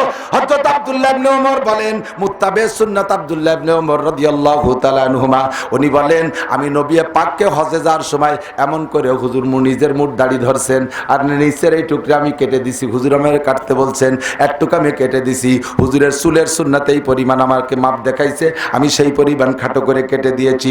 এরপরে প্রত্যেক সপ্তাহে বগল পরিষ্কার করো। যে সমস্ত জায়গার লোম নবী পরিষ্কার করতে বলেছেন, ওই কয় জায়গার লোম বড় হয়ে গেলে পরিষ্কার না করলে গন্ধ হয়, আর জটা ধরে, ময়লা হয় আর গন্ধ হয়। আর যে কয় জায়গার লোম পরিষ্কার করতে হুজুর বলেন নাই, ওই কয় জায়গার লোম যত বড় হোক কোনোদিন ময়লা হয় না, আর কোনোদিন গন্ধ হয় না। শরীরে রানে কত লোম আছে, জীবনও কোনোদিন কেউ চাষি না, হচ্ছে বেশি বড়ও হয় না, আর গন্ধ হয় না, ময়লাও হয় না। মাথার চুল রাখি, ওর সে যত বড় রাখি, ওর ভিতরে আল্লাহর রহমতে ময়লাও হয় না, গন্ধ হয় না। তবে অতিরিক্ত পুরুষের মাথার চুল যদি মহিলাদের মতো লম্বা হয়ে যায়, ওই লোকটা ফাসেক, ওই লোকটা ফাসেক। ওরে সালাম কালাম সালাম দেওয়া যায় নাই। এই অতিরিক্ত টুকের ভিতরে গুনাহ ঢুইকা গেছে, ওর মধ্যে ময়লা হবে আর ওর ভিতরে জটা ধরবে। কথা বলেন। এই জন্য পরিমাণ মতো বাবরি হলে পরিমাণ মতো।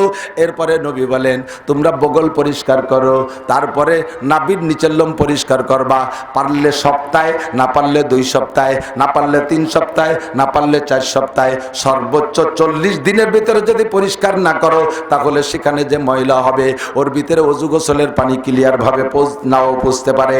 তোমার অজু হবে না, গোসল হবে না, তোমার নামাজ পর্যন্ত হবে না। এরপরে নবী বলেন তুমি নখ কাটো, নখ কাইটে ছোট রাখো, নখ ছোট রাখো। মরা নখ যখন লম্বা হয়ে যায়, বড় হয়ে যায়, তখন মাংসের সাথে চাপা পড়ে যায়, উপর দিয়ে ঢাকনার মতো হয়ে যায়, ওর ভিতরে অজুর পানি গোসলের পানি স্বাভাবিকভাবে যায় না, খিলাল করে না ঢুকাইলে। আর অজুর সময় গোসলের সময় কয়জন নখ খিলাল করি, নখ খিলাল করতে মনে থাকে না। ওই চাপা জায়গায় পানি পৌঁছানো ফরজ ছিল, সে জায়গায় আপনি পানি পৌঁছান নাই, আপনার অজু হয় নাই, গোসল হয় নাই, সিজদা দেওয়া হারাম, আপনার নামাজ পড়া জায়েজ নাই, নামাজ পড়লেও নামাজ হবে না। যে সময় সুন্নতের পর আমল করে কঠিন, ওই সময় সুন্নতের পর আমল করলে 100 শহীদের সওয়াব। যে সময় সুন্নত দুনিয়ার থেকে চলে যাচ্ছে, ওই সময় সুন্নতের পর আমল করলে 100 শহীদের সওয়াব। কথা কি বুঝে আসছে নাকি? যে কথার প্রেক্ষিতে আমি বলেছিলাম এখন দুনিয়ার থেকে মুসলমানদের জবান থেকে আরবি মাসের নাম ভুলাই দেওয়ার আন্দোলন চলতেছে। কথা কয় না? কেজিতে জানুয়ারি ফেব্রুয়ারি, কিন্ডারগার্টেনে জানুয়ারি ফেব্রুয়ারি, প্রাইমারিতে জানুয়ারি ফেব্রুয়ারি, হাই স্কুলে জানুয়ারি ফেব্রুয়ারি, কলেজে জানুয়ারি ফেব্রুয়ারি, বিশ্ববিদ্যালয়ে জানুয়ারি ফেব্রুয়ারি, অফিস আদালতে জানুয়ারি ফেব্রুয়ারি, জোরে বলেন ঠিক কি ঠিক না?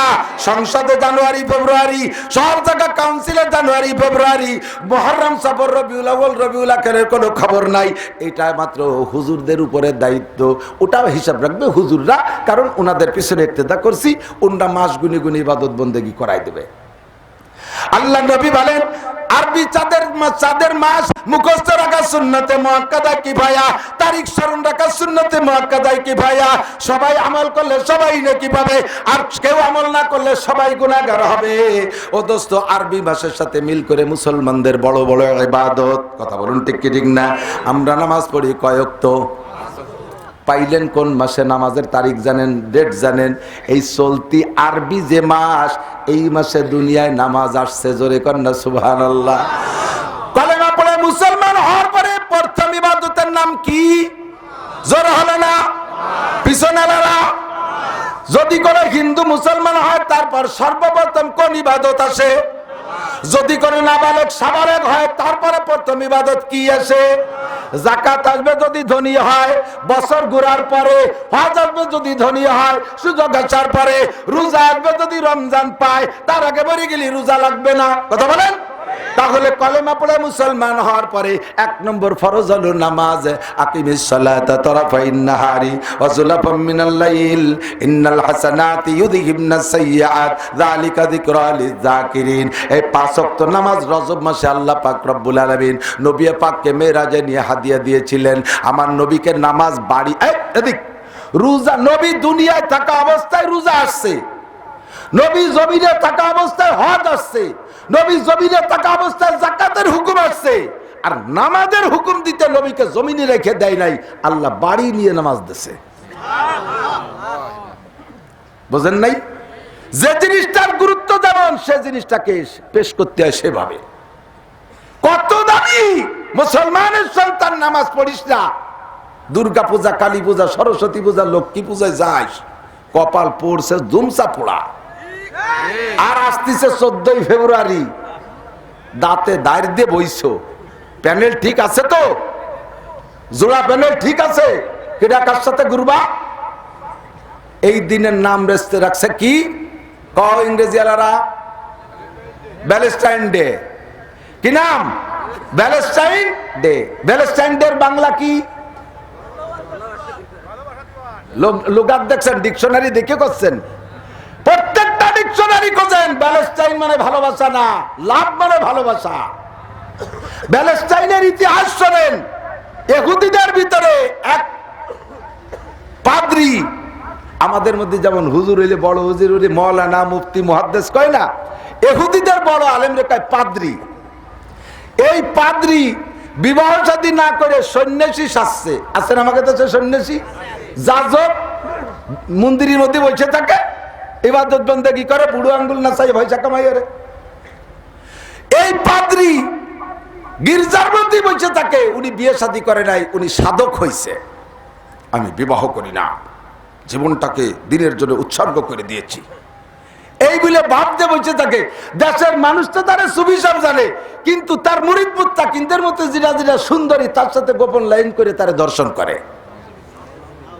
এই নুসরে কি করছে এখন দিদি? এটা কি বুজুর্গ? এটা কি পীর? এটা কি আলেম হতে পারে? জোরে কর না কেন? এটা কি? এটা লুচ্চাবাদ বয়স। এ পাদ্রী আর বুজুর্গ সাজছে, হুজুর সাজছে। ওই মন্দিরে বৈশা বহুত মেয়েকে দর্শন করছে। এইটা যখন ওপেন হয়ে গেছে, জানাজানি হয়ে গেছে, এই এলাকার বাদশা রাজা সে ওই পাদ্রীরে দৈরিয়া জেলে ঢুকেছে। থাক এই জায়গা শয়তান, এই জায়গা থাকতে তোরে আর ইবাদত করা লাগবে না। এখন ও জেলখানায় গেলে তো গেছে, কিন্তু ওর স্বভাবে তো জেলে দেয়নি, ওর স্বভাব ওপেন আছে। জেলখানার ভিতরে যত মেয়ে কয়েদি তো আছে, এর মধ্যে একটা অন্ধ কয়েদি মেয়েকে ওর মধ্যে যে দর্শন করে ফেলেছে। সরকার কাইয়ে শয়তান রে কি দিয়ে সোজা ভালো অতি বাটাইছি, সে জায়গায় যাই আকাম করে, ওরে ফাঁসি দিয়ে দিতে। কথা হবে না হুজুর, কথা থাকলে জরুরি কথা, একটু কথা কানে আসলে এর কথা আসে না, একবার লাইন কেটে গেলে আর গুছাতে পারবো না। ওই পাদ্রী রে ফাঁসি দে, সরকারি অর্ডারে ওই পাদ্রীর নাম ব্যালিস্টাইন, ওরে ফাঁসি দিয়েছে 14 ফেব্রুয়ারি। ওর দলে যত লুচ্চ ছিল, সমস্ত লুচ্চরা সেই থেকে তার মৃত্যু দিবস উপলক্ষে ভ্যালেন্টাইন ডে পালন করে 14 ফেব্রুয়ারি। এতদিন বাংলাদেশে আসিলাম আমরা, ছোটবেলায় শুনি নাই, কোন শুনছেন? ছোটবেলায় আমরা শুনি নাই। এটা আস্তে আস্তে আস্তে বাইতে বাইতে আমাদের এ দেশালারা সেই দেশে যাইয়া আস্তে আস্তে সেই ভ্যালেন্টাইন ডে বাংলাদেশে নিয়ে আসছে। তাহলে এইটা ভালোবাসা দিবস নাকি লুচ্চবি দিবস? জোর হলো না, এটা লুচ্চ দিবস। আমার সুনামক্ষী যুবক, যদি মুসলমানের বাচ্চা হয়ে থাকিস, 14 ফেব্রুয়ারিতে ভ্যালেন্টাইন ডে জীবনে পালন করব না। কথা বলেন ঠিক? কারা কারা? নারে তাকবীর! ভ্যালেন্টাইন ডে তে অন্যায় অত্যাচার করব, গুনার কাছে যাব, যুবতী মেয়েদেরকে নিয়ে রাস্তায় ঘুরবো, পার্কে পার্কে যাব। ভ্যালেন্টাইন ডে বলতে আমাদের অন্তর থেকে চিরতরে ধুয়ে সাফ করে দিলাম। বলেন আমিন।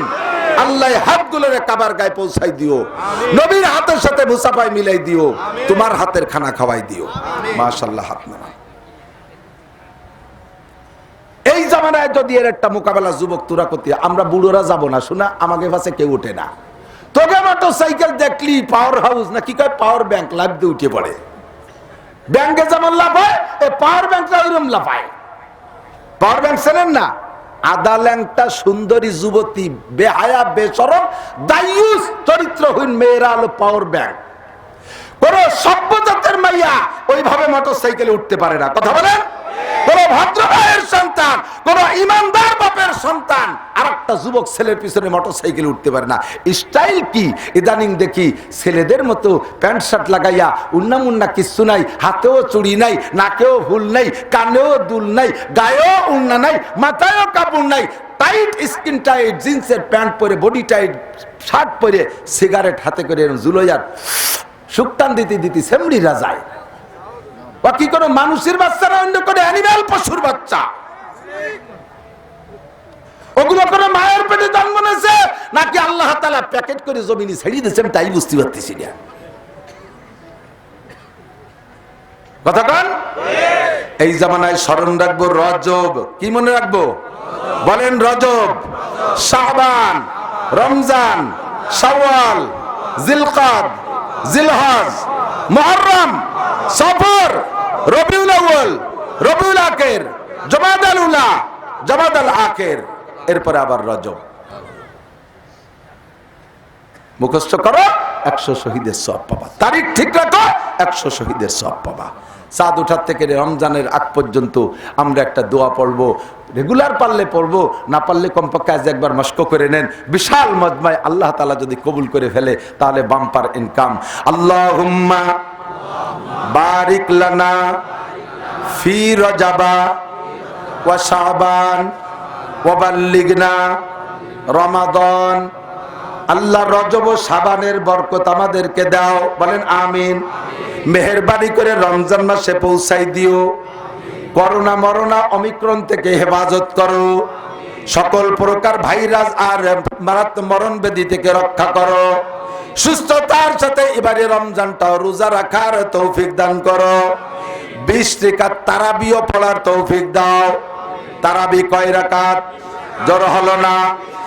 8 রাকাত। 8 রাকাত। জোর হলো না? 8 রাকাত কেউ পড়তে চাইলে, পড়াইতে চাইলে আমার কাছে নিয়ে আসবা, পড়াই দেবো তারে ইনশাআল্লাহ। বেশি ঝগড়া করবো না এখন। দুনিয়ার থেকে যেমন সুন্নত গুলোরে মিটাই দেওয়ার আক্রমণ চালাইতেছে, গোপন আক্রমণ, ওপেন আক্রমণ, কথা বলেন। গোপন আন্দোলন, ওপেন আন্দোলন, দুই ভাবে চেষ্টা চালাইতেছে। কোরআন ও কোরআনওয়ালারে দুনিয়ায় রাখবে না। মুসলমানের মগজ দুলাই করে অন্তরের মধ্যে ঢুকাইতেছে। সন্তানদেরকে কেজি, কিন্ডারগার্টেন, ইংলিশ মিডিয়ামে হাজার হাজার লক্ষ লক্ষ টাকা খরচ করে সে জায়গা পড়াইবে। মুসলমানের সন্তানদের কোরআন পড়াইতে চায় না। কথা কোন ঠিক ঠিক না? ওরে এমন ভাবে শিডিউল করছে, সময় বন্টন করছে। সকালবেলা মক্তবে যাবে, সে মক্তবের টাইমটাও নাই। যে টাইমে মক্তবে যাবে সেই টাইমে প্রাইভেট মাস্টারের টাইম। যে টাইমে মক্তবে যাবে সেই টাইমে কেজির টাইম। যে টাইমে মক্তবে যাবে ওই টাইমে প্রাইমারির টাইম। এমন করে টাইম বন্টন করে বেড়াইছে। বিকেলে আবার ছুটি দিতে এমন দেরি করে যাতে আইসে মক্তবের সময় না থাকে। এক কথায় কোরআন মোটে মুসলমানের ঘরে থাকতে দেবে না, মুসলমানের অন্তরে থাকতে দেবে না। আমার আল্লাহ পাক বলেন, যত চেষ্টা করিস ঠেকাইতে পারবি না। ইন্না নাহনু নাযালনা যিকরা ওয়া ইন্না লাহু লাহাফিজুন। এ কোরআন একা যাই নাই, কোরআন তোরা চাইও নিস নাই। কথা বলেন। কোরআন কে আমরা চাইয়ে আনছি, কোরআন কি একা আইছে? আল্লাহ কা ইন্না নাহনু নাযালনা যিকরা, এ কোরআন রে আমি পাঠাইছি। ওয়া ইন্না লাহু লাহাফিজুন, এর হেফাজত আমি করব, এর হেফাজত আমি করব। লিখিত আকারে যদি হেফাজত করি তাহলে সমস্ত লিখিত কোরআন শেষ করে নিয়ে পোড়াই ফেলাইতে পারিস। অন্যভাবে আর কোনো ভাবে নয়। আমি একমাত্র সুন্দর পদ্ধতি অবলম্বন করেছি। মুমিনের সিনার মধ্যে রাখবো, লেখা কোরআন পোড়াবি, সিনার কোরআন পোড়াইতে পারবি না। দুনিয়ায় কোন একটা বই, ধর্মগ্রন্থ বলেন আর জেনারেল গ্রন্থ বলেন, এ টু জেড বিনা লুকমায় মুখস্থ শুনানোর মতো কোন হাফেজ নাই। ঠিক? কোরআনের হাফেজ আছে কয়জন? বর্তমান বিশ্বে 3.5 কোটি। খুশি হবেন না? বলেন আলহামদুলিল্লাহ। কত কোটি? 3.5 কোটি। এবং এই 3.5 কোটি হাফেজের মধ্যে বাঙালি হাফেজ 1 নাম্বার। বাঙালি হাফেজদের রোল নাম্বার 1। বলেন না আলহামদুলিল্লাহ। আমি তো বলে থাকি একটু তামাশা করিয়ে, আর কেউ 1 নম্বর না, আমরা হুজুররা 1 নম্বর, হাফেজরা 1 নম্বর। দুর্নীতিতে সেকেন্ড হইছে। দুর্নীতি করা কত সহজ, তাতে মোটে হইছে সেকেন্ড। তাতেও ফার্স্ট হতে পারো নাই। বিশ্বের অন্য আরেক জাতি দুর্নীতিতে 1 নাম্বার, তোমরা মোটে সেকেন্ড। এত আকাম করার পরে আমরা সেকেন্ড, তাহলে 1 নম্বর আলারা কত ভালো। আর কেউ ফার্স্ট নাই। আজকে এখন এই মুহূর্তে হাফেজে কোরআনের প্রতিযোগিতা দেবেন, সারা পৃথিবী চ্যালেঞ্জ, বাংলাদেশে হাফেজ 1 নম্বর। ঠিক না? দুঃখ লাগে যে এদের অনার করার কেউ নাই, এদের অনার করার কেউ নাই, এদের লাইক দেওয়ার কেউ নাই, এদের অভ্যর্থনা জানানোর কেউ নাই, এদের ইস্তেকবালের কেউ নাই। ওই কয় মৌলবী যে এয়ারপোর্টে উঠে দিয়েছে, আবার জিতে আসলে কয় মৌলবী যে কোলে নিয়ে আসে। আর যারা ক্রিকেট খেলতে যায়, ওরে বাবা, আউও লাখের পতাকা, বটিয়ে পতাকা, কুটুও পতাকা, ব্যাগ পতাকা, মাথায় পতাকা, গায়ে পতাকা, সামনে পতাকা, পাশে পতাকা। মন্ত্রীরা এমপিরা যাইয়া স্বাগতম ইত্যাদি দিয়ে তাকে বিদায় দিয়ে আসে। যাও তোমরা বিদেশ থেকে নিয়ে আসো। আজও পর্যন্ত বিশ্বকাপ বাংলাদেশে আনতে পারে নাই। বিশ্বকাপ না একটা চার কাপও আনতে পারিনি। কথা বল না কে? যাওয়ার সময় ওরে ঢাকঢোল, আসলো কবে তার খবর জানি না। জিজ্ঞেস করলেন যে ওরা গেল সাইজে গুজিয়ে, কবে আসলো তা তো জানো, কবে ঠকিয়ে গেছে, সেই বেসতে ভ্যানে চলিয়েছে, ঠকিয়ে গেছে, ভ্যানে চলে আইছে। আবার বিমানে যায়, বিমানেই আসে। তোমাদের অত বড় অনার চাই না। আল্লাহ পাক রব্বুল আলামিন তাদেরকে অনার করবে। কথা বলেন ঠিক ঠিক না? আল্লাহ কা ইন্না আরাদনাল আমানাতা আলাস সামাওয়াতি ওয়াল আরদি ওয়াল জিবাল। আমি এই কোরআনকে নাজিল করার আগে আমি কালেকশন করতে পারি না, কইছি না আমি ফরমে লিখে দিচ্ছি না, কালেকশন পারি না। এত মানুষ এসে অশুনতি কালেকশন দিতে আসেনি, 1 টাকাও কেউ দেবেন না মাদ্রাসায়। কয়েক হাজার টাকা, হাজার হাজার টাকা দেবেন, 1 টাকাও কেউ দেবেন না। আমি কালেকশন পারি না, দিয়ে যাবেন মাদ্রাসার হুজুরের কাছে। আমি পারি না। আমি নতুন হোক আর পুরনো, আমার মাদ্রাসার মাঠে 20,000 শ্রোতা হয়েছে, আমি টাকা চাইছি, টাকা উঠছে মোটে 36,000, এক একজনে একটা 60 পাই উড়ে দিছে। এছাড়া আমি কই যার জীবনে তওবা আছে কালেকশন, আমারে কেউ টাকা দেয় না। একই জায়গায় ওয়াজ করি, আমার পাশের জন স্টেজে যাওয়ার আগে 60,000 টাকা পকেটে নিয়ে বলে স্টেজ ওঠে, নালি তার স্টার্ট হয় না মেশিন। আর আমি 1.5 ঘন্টা কোরআন হাদিসের নগদ চিল্লেই আমারে দিয়ে শোনা যিনি দিতে এসে হুজুর থুইছিলাম পকেটে, তাল দিয়ে হুটে বাড়াই গেছে। আমারও টাকা দেয় না কর্তৃপক্ষ, আর এই কালেকশন আমি পারি না। ওই জাবেলা আমার মাথায় দেবেন না। মাদ্রাসা করবেন, মাদ্রাসা যদি করতে পারেন টাকা দিয়ে তালি করবেন, নইলে দরকার নাই। বাহুবলদের মাদ্রাসা করবেন তাহলে মাদ্রাসা করেন, আল্লাহ অত মাদ্রাসার মোহতাজ না। অধিক টাকা ওয়াজ হবে, কালেকশন হবে না। ঠিক কি আশ্চর্য! তাহলে কোরআন থাকবে কি এর? এতক্ষণ ওয়াজ করলাম এই হত্তি রেগে 5 লাখ টাকা হবে ইনশাআল্লাহ। থ্যাংক ইউ, ধন্যবাদ। এদিক তাই কোরআন শরীফকে আল্লাহ তাআলা লোহে মাহফুজ থেকে জমিনে দেওয়ার আগে আল্লাহ কোরআন শরীফকে বলছে তোমার একটু পাঠাইতে চাই। আল্লাহ তোমার বান্দাকে স্বভাব ভালো না, ওরা আমারে নষ্ট করবে। আল্লাহ কয় ইন্না নাহনু নাযালনা যিকরা ওয়া ইন্না লাহু লাহাফিজুন, তুই যা, তোরে আমি হেফাজত করব। আল্লাহ পাক সেইভাবে হেফাজত করতেছে, কোন সুবহানাল্লাহ। আল্লাহ এতে কি হবে? কয় এই তুই কোরআন এত দামি, তোর সাথে যার ছোঁয়া লাগবে সেই দামি হয়ে যাবে। কতক্ষণ? এ ভাই আমার দিক তাকান, সরমুনাইসরের উপরে ফজলুল করিম একেবারে সালমান শাহর মতো চেহারা না পিসাবের? আমার সে কালো একটা মানুষ, দাড়ি সাইডে বিটা মানুষের বেশি হলে ভালো দেখা যায়, তাও না এই জায়গা অল্প দুটি দাড়ি। সেম কোয়ালিটির হাফসিদের মতো দেখা যায়, নিগ্রোদের মতো দেখা যায়, ফেটা ফুটে একটা মানুষ, পোশাকে ঢক নাই। শুধুমাত্র তার মধ্যে আল্লাহর কোরআন ঢুকছে বদৌলতে আল্লাহ পাক গোটা বাংলাদেশের লক্ষ কোটি জনতারে তার পাগল বানায় দিছে। ঠিক না? ওই সরমুনাই যত বড় অফিসার হোক, সরমুনার পিসাবের চাইতে দামি না বেদামি? বোঝেন নাই? দাম কি অফিসারের বেশি না পিসাবের বেশি? ঠিক কি ঠিক না? ওই এলাকার অফিসারকে বেশি মানুষই চেনে না পিসাবরে বেশি মানুষে চেনে? অনেক রে চেনে, তবে সব চেনার মধ্যে মর্যাদা নাই। আল্লাহরেও সবাই চেনে, শয়তানরেও সবাই চেনে। তাই যে হুজুর তালি চিনাচিনির দিক দিয়ে যদি মর্যাদা বেশি হয়, তাহলে মমতাজ 1 নম্বরে।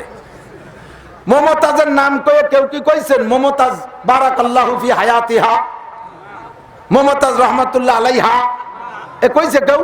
যা কবার তাই কয়। তোমরা যারা ভক্ত তারাও কোনোদিন মমতাজের জন্য মুনাজাতের মধ্যে দোয়ারও নাই। মমতাজের গান শোনো কিন্তু তারে দোয়া করো না। ঠিক কি ঠিক না? আমাদের অশুনে পক্ষে কথা বলো, ওলামায়ে কেরামের পক্ষে থাকো। ও যুবক শোনালো কি? আল্লাহর রহমতে আল্লাহর কোরআন যেমন ফজলুল করিম রে দামি বানাইছে, শামসুল হক ফরিদপুরি রে দামি বানাইছে, মক্কা মদিনার 100 লক্ষ কাফের রে মডেল মানুষ বানাইছে। খতনাতে জোরা पर गैरू के हादी बन गए, क्या नजर थी ये क्या के खतनते जो राह पर गैरू के हादी बन गए, क्या नजर थी जिसने मुर्दू को मसीहा कर दिया, शाहिद बज़ में आलम में एक निगाह नाज ने इश्क की इस अंजुमन मुश्किल को आसा कर दिया। আল্লাহু আকবার। যেই লোকটা ছিল গুমরাদের নেতা, খলিফাতুল মুসলিমিন ওমর সমস্ত পাগলদের নেতা ছিল, মস্তানদের নেতা ছিল, গুন্ডদের নেতা ছিল, ফাজিলদের নেতা ছিল, মস্তানদের নেতা ছিল। কোরআনের ছোঁয়ায় আল্লাহ পাক রব্বুল আলামিন তারে কোটি কোটি মুমিনদের ইমাম বানাই দিছে। সুবহানাল্লাহ। অন্য কোন মিডিয়া না, একমাত্র আল্লাহর কোরআনের ছোঁয়া। কথা বলেন ঠিক কি ঠিক না? আমার মতো নাসির গোপালগঞ্জে অভাব নাই, নামে নাসিরও আছে, আরো পদে আরো বহুত বড় বড় আছে, অফিসার আছে মোটা মোটা, গোপালগঞ্জে তো অফিসারে ভরা, পুলিশের অফিসার আছে, রাজনৈতিক বড় বড় নেতা আছে। চেনেন কেডা কয়জন রে? আত্মীয়তা সূত্রে দুই একজন চিনতে পারেন, বাকি সাধারণভাবে চেনা চিনির কেউ নাই। আল্লাহর রহমতে আমি আন্তরিকতার সাথে একেবারে গর্বের সাথে বলি, একমাত্র মাননীয় প্রধানমন্ত্রী এ জামানায় বঙ্গবন্ধুর কন্যা মাননীয় প্রধানমন্ত্রী শেখ হাসিনা ছাড়া বাকি আর যত মানুষ আছে গোপালগঞ্জে, তার মধ্যে আমি পরিচিত বেশি। আমারে বেশি মানুষ চেনে কি চেনে না? আমার কোনো সার্টিফিকেট নাই, আমার কোনো সনদ নাই, প্রাইমারির উপরে সার্টিফিকেট নাই, আমার মধ্যে আল্লাহর কোরআন ঢুকছে। আমার মতো বেঢঙ্গা মৌলবীকে আল্লাহ পাক সারা দুনিয়ায় ভাইরাল করে দিয়েছে, কোটি কোটি মানুষের কাছে ভালোবাসার পাত্র বানাই দিয়েছে। আমি বিশ্বাস করি কোরআন মানুষকে দামি বানায়। কথা কন ঠিক কি ঠিক না? এই কোরআন জাগার সাথে ছোঁয়া লাগলে জাগার দাম বাইরা যায়, রাতের সাথে ছোঁয়া লাগছে 1000 মাসের চাইতে দামি। লাইলাতুল কদরে খায়রুম মিন আলফি শাহর, রমজান মাসের সাথে ছোঁয়া লাগছে। শাহরু রমাদান আল্লাযী উনজিলা ফীহিল কুরআন, রমজান মাসে কোরআন নাজিল হয়েছে, রমজান মাসের সাথে ছোঁয়া লাগছে। রমজান মাসের দাম অন্য মাসের চাইতে 700 গুণ বেশি দামি। কথা বলেন ঠিক কি ঠিক না? এলাকায় স্কুলের মাস্টারদের ভিতরে যেই মাস্টার কোরআন পড়তে পারে, বেকুরাইনে মাস্টাররা কোনো বিপদে পড়লে তার কাছে যায় ঝাল ফুকের জন্য, তারে আলাদা সম্মান করে। স্কুল কলেজের ছাত্র স্টুডেন্ট ছাত্র ছাত্রী যারা দেখবা, তোমাদের মধ্যে যে নামাজি আর কোরআন পড়নেওয়ালা, অন্য সবাই তাকে সম্মান শ্রদ্ধা ভালোবাসা বেশি দেয়। দেয় কি দেয় না? কথা বলেন দেয়। ও দোস্তরে, আমাদের নেতাদের ভিতরে রাজনৈতিক নেতা শীর্ষে যারা আছে, সিনিয়রে যারা আছে, তাদের মধ্যে যারা কোরআন পড়নেওয়ালা, বেকুরাইনিরা তারে সম্মান করে। আল্লাহর কোরআন যার সাথে ছোঁয়া লাগে তারই দাম বাড়িয়া যায়। এই টেবিলের উপরে কোরআন থাকবে তো টেবিলের সাথে পা লাগানো যায় না, কোরআনের সম্মানে টেবিলের সম্মান হয়ে গেছে। 12 টাকা দামের রেহাল কাঠের উপরে কোরআন রাখি, যেই কাঠের চাইতে দামি দামি কাঠ দিয়ে খাট বানাইছি, তার উপরে বসে কত কিছু করি। কিন্তু আল্লাহর কোরআন 12 টাকা দামের রেহাল কাঠের উপরে বসা, ওই রেহাল কাঠে কোরআন থাকুক আর না থাকুক, নাম রাখছি কোরআন রাখবো বিদায়, ওই নামের কারণে তার দাম বাইরা গেছে। রেহালটা পড়ে গেলে উঠে চুমো খাই। কথা কন ঠিক কি ঠিক না? আল্লাহর কোরআন যার সাথে ছোঁয়া লাগে তার দাম বাইরা যায়। স্কুল কলেজ ইউনিভার্সিটির ছাত্র শিক্ষক যারা আছেন, মাস্টার প্রফেসর যারা আছেন, বিভিন্ন ডিপার্টমেন্টাল চাকরিজীবী যারা আছেন, কৃষক ক্ষেত খামারের বাপ ভাই যারা আছেন, বাণিজ্যিক ব্যবসায়ী ভাইরা যারা আছেন, আল্লাহর কোরআনটা আপনার সাথে ছোঁয়ায় নেন। আপনার ইন্ডাস্ট্রিজের ভিতরে কোরআন প্রশিক্ষণের ব্যবস্থা দেন, আপনার স্কুল কলেজের ভিতরে কোরআনের একটা সাবজেক্ট তৈরি করেন। স্কুলের দাম বাইরা যাবে, কলেজের দাম বাড়িয়ে যাবে, ইন্ডাস্ট্রিজের দাম বেড়ে যাবে। কর্মচারীদেরকে নিয়মতান্ত্রিক নামাজের ছুটি দেন, তারা নামাজের মধ্যে কোরআন পড়বে, আপনার ইন্ডাস্ট্রিজের ভিতরে আসমানি বরকত আইসা যাবে। বিশ্বাস হয় না? ও দোস্ত, আমি বলে থাকি, এদিক বারবার বলি, ওয়াজের মধ্যে বহু জায়গা পাবেন, জায়গা বিশেষে গেলে বলা লাগে শারফুল মাকানে বিল মাকিন, স্থানের দাম বাড়ে অবস্থানের, অবস্থানকারীর কারণে, অবস্থানের দাম বাড়ে অবস্থানকারীর কারণে। কতক্ষণ? কোন এক গ্রামে যদি একটা বিখ্যাত চোর থাকে, ওই গ্রাম ধরে চোরের গ্রাম, গ্রামে মাইয়া আনা যাবে না, গ্রামে মাইয়া দেওয়া যাবে না। চোরের মোটে একটা চোর, কিন্তু চোরটা বড় খ্যাতি সম্পন্ন চোর, বিশ্ববিখ্যাত আন্তর্জাতিক খ্যাতি সম্পন্ন, করোনার মতো সারা দুনিয়ায় পরিচিত। ওই আকসরের কারণে গ্রাম ধরে চোর হয়ে গেছে। গতকালকে গিয়েছিলাম আমাদের গোপালগঞ্জের ভিতরে নাট গ্রাম, একটা গ্রামের নাম। ওই গ্রামে একজন জজ আছে, এই মাগুরার দায়রা জজ ছিলেন আগে, এখন সাতক্ষীরা পোস্টিং, শেখ মফিজুল ইসলাম স্যার আমার পাশে বসে, আর ডান পাশে বসে 2 ঘন্টা বয়ান শুনছে। এই শেখ মফিজুল ইসলাম এক জজের কারণে নাট গ্রামের দাম বেড়ে গেছে। বাংলাদেশের 64টা জেলার ভিতরে বর্তমান প্রেক্ষাপটে গোপালগঞ্জের ওয়েট একটু বেশি আছে। এক প্রধানমন্ত্রীর কারণে গোপালগঞ্জের দাম বেড়ে গেছে। বাস্তব প্র্যাকটিক্যালি বলছে যেটা সেটা। কথা বলুন ঠিক কি ঠিক না? তাহলে অবস্থানকারীর কারণে অবস্থানের দাম বাড়ে। 4টে বোতল নেছেন, এক বোতলের ভিতরে 1 লিটার পানি, সব মিলে দাম 20 টাকা। আর এক বোতলের মধ্যে 1 লিটার কেরোসিন তেল, সব মিলে 80 টাকা। আর এক বোতলের মধ্যে 1 কেজি ঘি, সব মিলিয়ে 1500 টাকা। বোতল বোতলের জায়গায় আছে, এই ব্যাসকম করতেছে কিসে? ওর ভিতরে যা ঢুকছে তাতে। ঠিক কি ঠিক না? আর এক বোতলের কেজি সাইজ একটা নিয়ে পেশাব করে ভরি থুইছেন। পেশাব দিয়ে এক বোতল পেশাব ভরছেন, এবার সে পেশাব এসে বোতলের 1 টাকা দাম ছিল তাও শেষ করে দিতেছে, ঠিক না? সাধারণ দুনিয়া আছে যাদের মধ্যে, তাদের বোতলে পানি আছে, দাম তার 20 টাকা। যাদের বোতলের ভিতরে জেনারেল IABM ঢুকাইছেন তাদের বোতলের মধ্যে কেরোসিন তেল, দাম তার 80 টাকা। যাদের বোতলের মধ্যে আল্লাহর কোরআন আছে ওইটার দাম 1500 টাকা। আর যার বোতলের মধ্যে ইমানও নাই, ইসলামও নাই, কোরআন নাই, অন্য ধর্ম আছে, ওর বোতলের নাম হলো 4 নম্বর বোতল। কথাটা এই 4 নম্বর বোতল যদি শোনাই দিও বানাই, ও বোতল বাদা ভিতরে টুকরি কোনো দাম আছে? কোনো দাম নাই। মাঝে মাঝে পেশাব পরীক্ষার জন্য যান না, নিজের পেশাব কতবার গায়ে মাখালো, কত চালালো। যেদিন পরীক্ষার জন্য ওই ছোট ওই যে কাঁচের বোতলের মধ্যে দেন, বাওয়ার দিয়ে দৌড়িয়ে দিয়ে আর একদিক মুখ ফিরে যায়। একটু আগে ওইটার দাম ছিল 2 টাকা, পেশাব ডুয়োর সাথে সাথে চাষে আস, ঠিক না? ইসলাম ছাড়া অন্য যত বোতল আছে সব বোতল 4 নম্বর বোতল। কথা বল। আর ইসলামের বোতল নরমাল মুসলমানদের বোতল, পানির বোতল। জেনারেল শিক্ষা ঢুকাইছেন যেই বোতলের মধ্যে তার সেটা হলো কেরোসিনের বোতল। এর সাথে যদি আপনি কোরআন ঢুকান তাহলে আপনার বোতল হবে ঘির বোতল। এই গ্রামে যত বড় অফিসার থাকুক, এলাকায় যত বড় যে থাকুক না কেন, গ্রামের নাম প্রসিদ্ধ করতে পারে নাই। আমি আজও পর্যন্ত জানি না যে এই জায়গায় একটা আড়পাড়া আছে, আজকে পর্যন্ত জানি না, ইনশাআল্লাহ। অথচ এই গ্রামের ভিতরে এই আড়পাড়ায় অফিসার থাকতে পারে, প্রফেসর থাকতে পারে, মাস্টার থাকতে পারে, ডাক্তার থাকতে পারে, স্কুল থাকতে পারে, কলেজ থাকতে পারে, MP থাকতে পারে, মন্ত্রী থাকতে পারে। কেউ এই আলপাড়ার গ্রামের নাম রে ফরিদপুর পর্যন্ত নিতে পারেন নাই, গোপালগঞ্জ পর্যন্ত নিতে পারেন নাই। একটু ভাড়াইটে ঘরের মধ্যে একটা মাদ্রাসা করছে, কোরআনের মাদ্রাসা। এর ওসিলায় আলপাড়া আগামীকাল সকাল পর্যন্ত আমেরিকা থেকে জাপান পর্যন্ত সারা পৃথিবীর গায়ে আলপাড়া পৌঁছে যাবে। ইউটিউবালার আওয়াজ দিছে, এই আওয়াজ কালেক্ট করতেছে। এই ছোট মাদ্রাসার ওসিলায় এই জায়গা আজকে মাহফিল। আর মাহফিলের মধ্যে আমি বারবার বলতেছি কামারখালী আলপাড়া, কামারখালী আলপাড়া। এই কামারখালী আলপাড়ায় কোরআনের সোয়ালাইগা ইউটিউবের মাধ্যমে পৃথিবীর সারা পৃথিবীতে পৌঁছে যাবে। রাত্রে বসে আছে বাঙালি মুসলমান যারা আমেরিকায় আছে, আমার প্রতিদিনের 8 তারিখ অনুযায়ী দেখার জন্য বসে আছে। ওরাও আজকে আগার রাত যাইতে না যাইতে এই আলপাড়ার নাম পেয়ে যাবে। জাপানে বাঙালি মুসলমান আছে, তারা তারিখ নিয়ে বসে আছে, আমার 8 তারিখ ধরে ধরে শুনে। আগামীকাল তারা এই ওয়াজ শুনবে। তাহলে এই কোরআনের ওসিলায় একমাত্র আলপাড়ারে সারা পৃথিবীতে প্রচার দেওয়া গেল, আর কিচ্ছু না। কথা বলুন। শরফুল মাকানে বিল মাকিন। কতটাই আছে আলপাড়ারে দামি বানাতে পারি নাই, আল্লাহর কোরআন ঢুকে আলপাড়ারে এত দামি বানাই দিয়েছে। আমার আপনার সম্পর্ক যদি এই কোরআনের সাথে থাকে, আমিও দামি। কথা কন, রাজি আছেন না? আর বাড়বো না। যেই লোকটা মাদ্রাসার বিপক্ষে সেই লোকটা আটা দেবেন, আমি ডাইকে দেখাবো যে শত্রু কয়জন যায়। মাদ্রাসার বিপক্ষে যারা, তারা হাঁটা দেবেন, আমি দেখবো যে এই যে শত্রু, এরা বিপক্ষের লোক চলে যাচ্ছে। আর যেই হাঁটা দেবে বলবো যে সে বিপক্ষের লোক। মাত্র 1.5 ঘন্টা কথা বলছি, বেশি বলি নাই। স্বাস্থ্য ভালো না, গতকালকে দিনই একটা, রাত্রে 2টা করছি। আজকে সারাদিন আমার মাদ্রাসায় খতমে বুখারীর মাহফিল, সারাদিন ব্যাপী একটা বলো বিছানে পিঠ দিতে পারি নেই, মাথা ফেটে যাচ্ছে গরমে। আবার এখান থেকে ওই গোপাল দিত তাদের মূল মাহফিল, তাদের তো লস দেওয়া যাবে না, সে জায়গা আবার এই জেজি পোকার মতো খানিক চেঁচাই বেসাই বাড়ি যেতে হবে।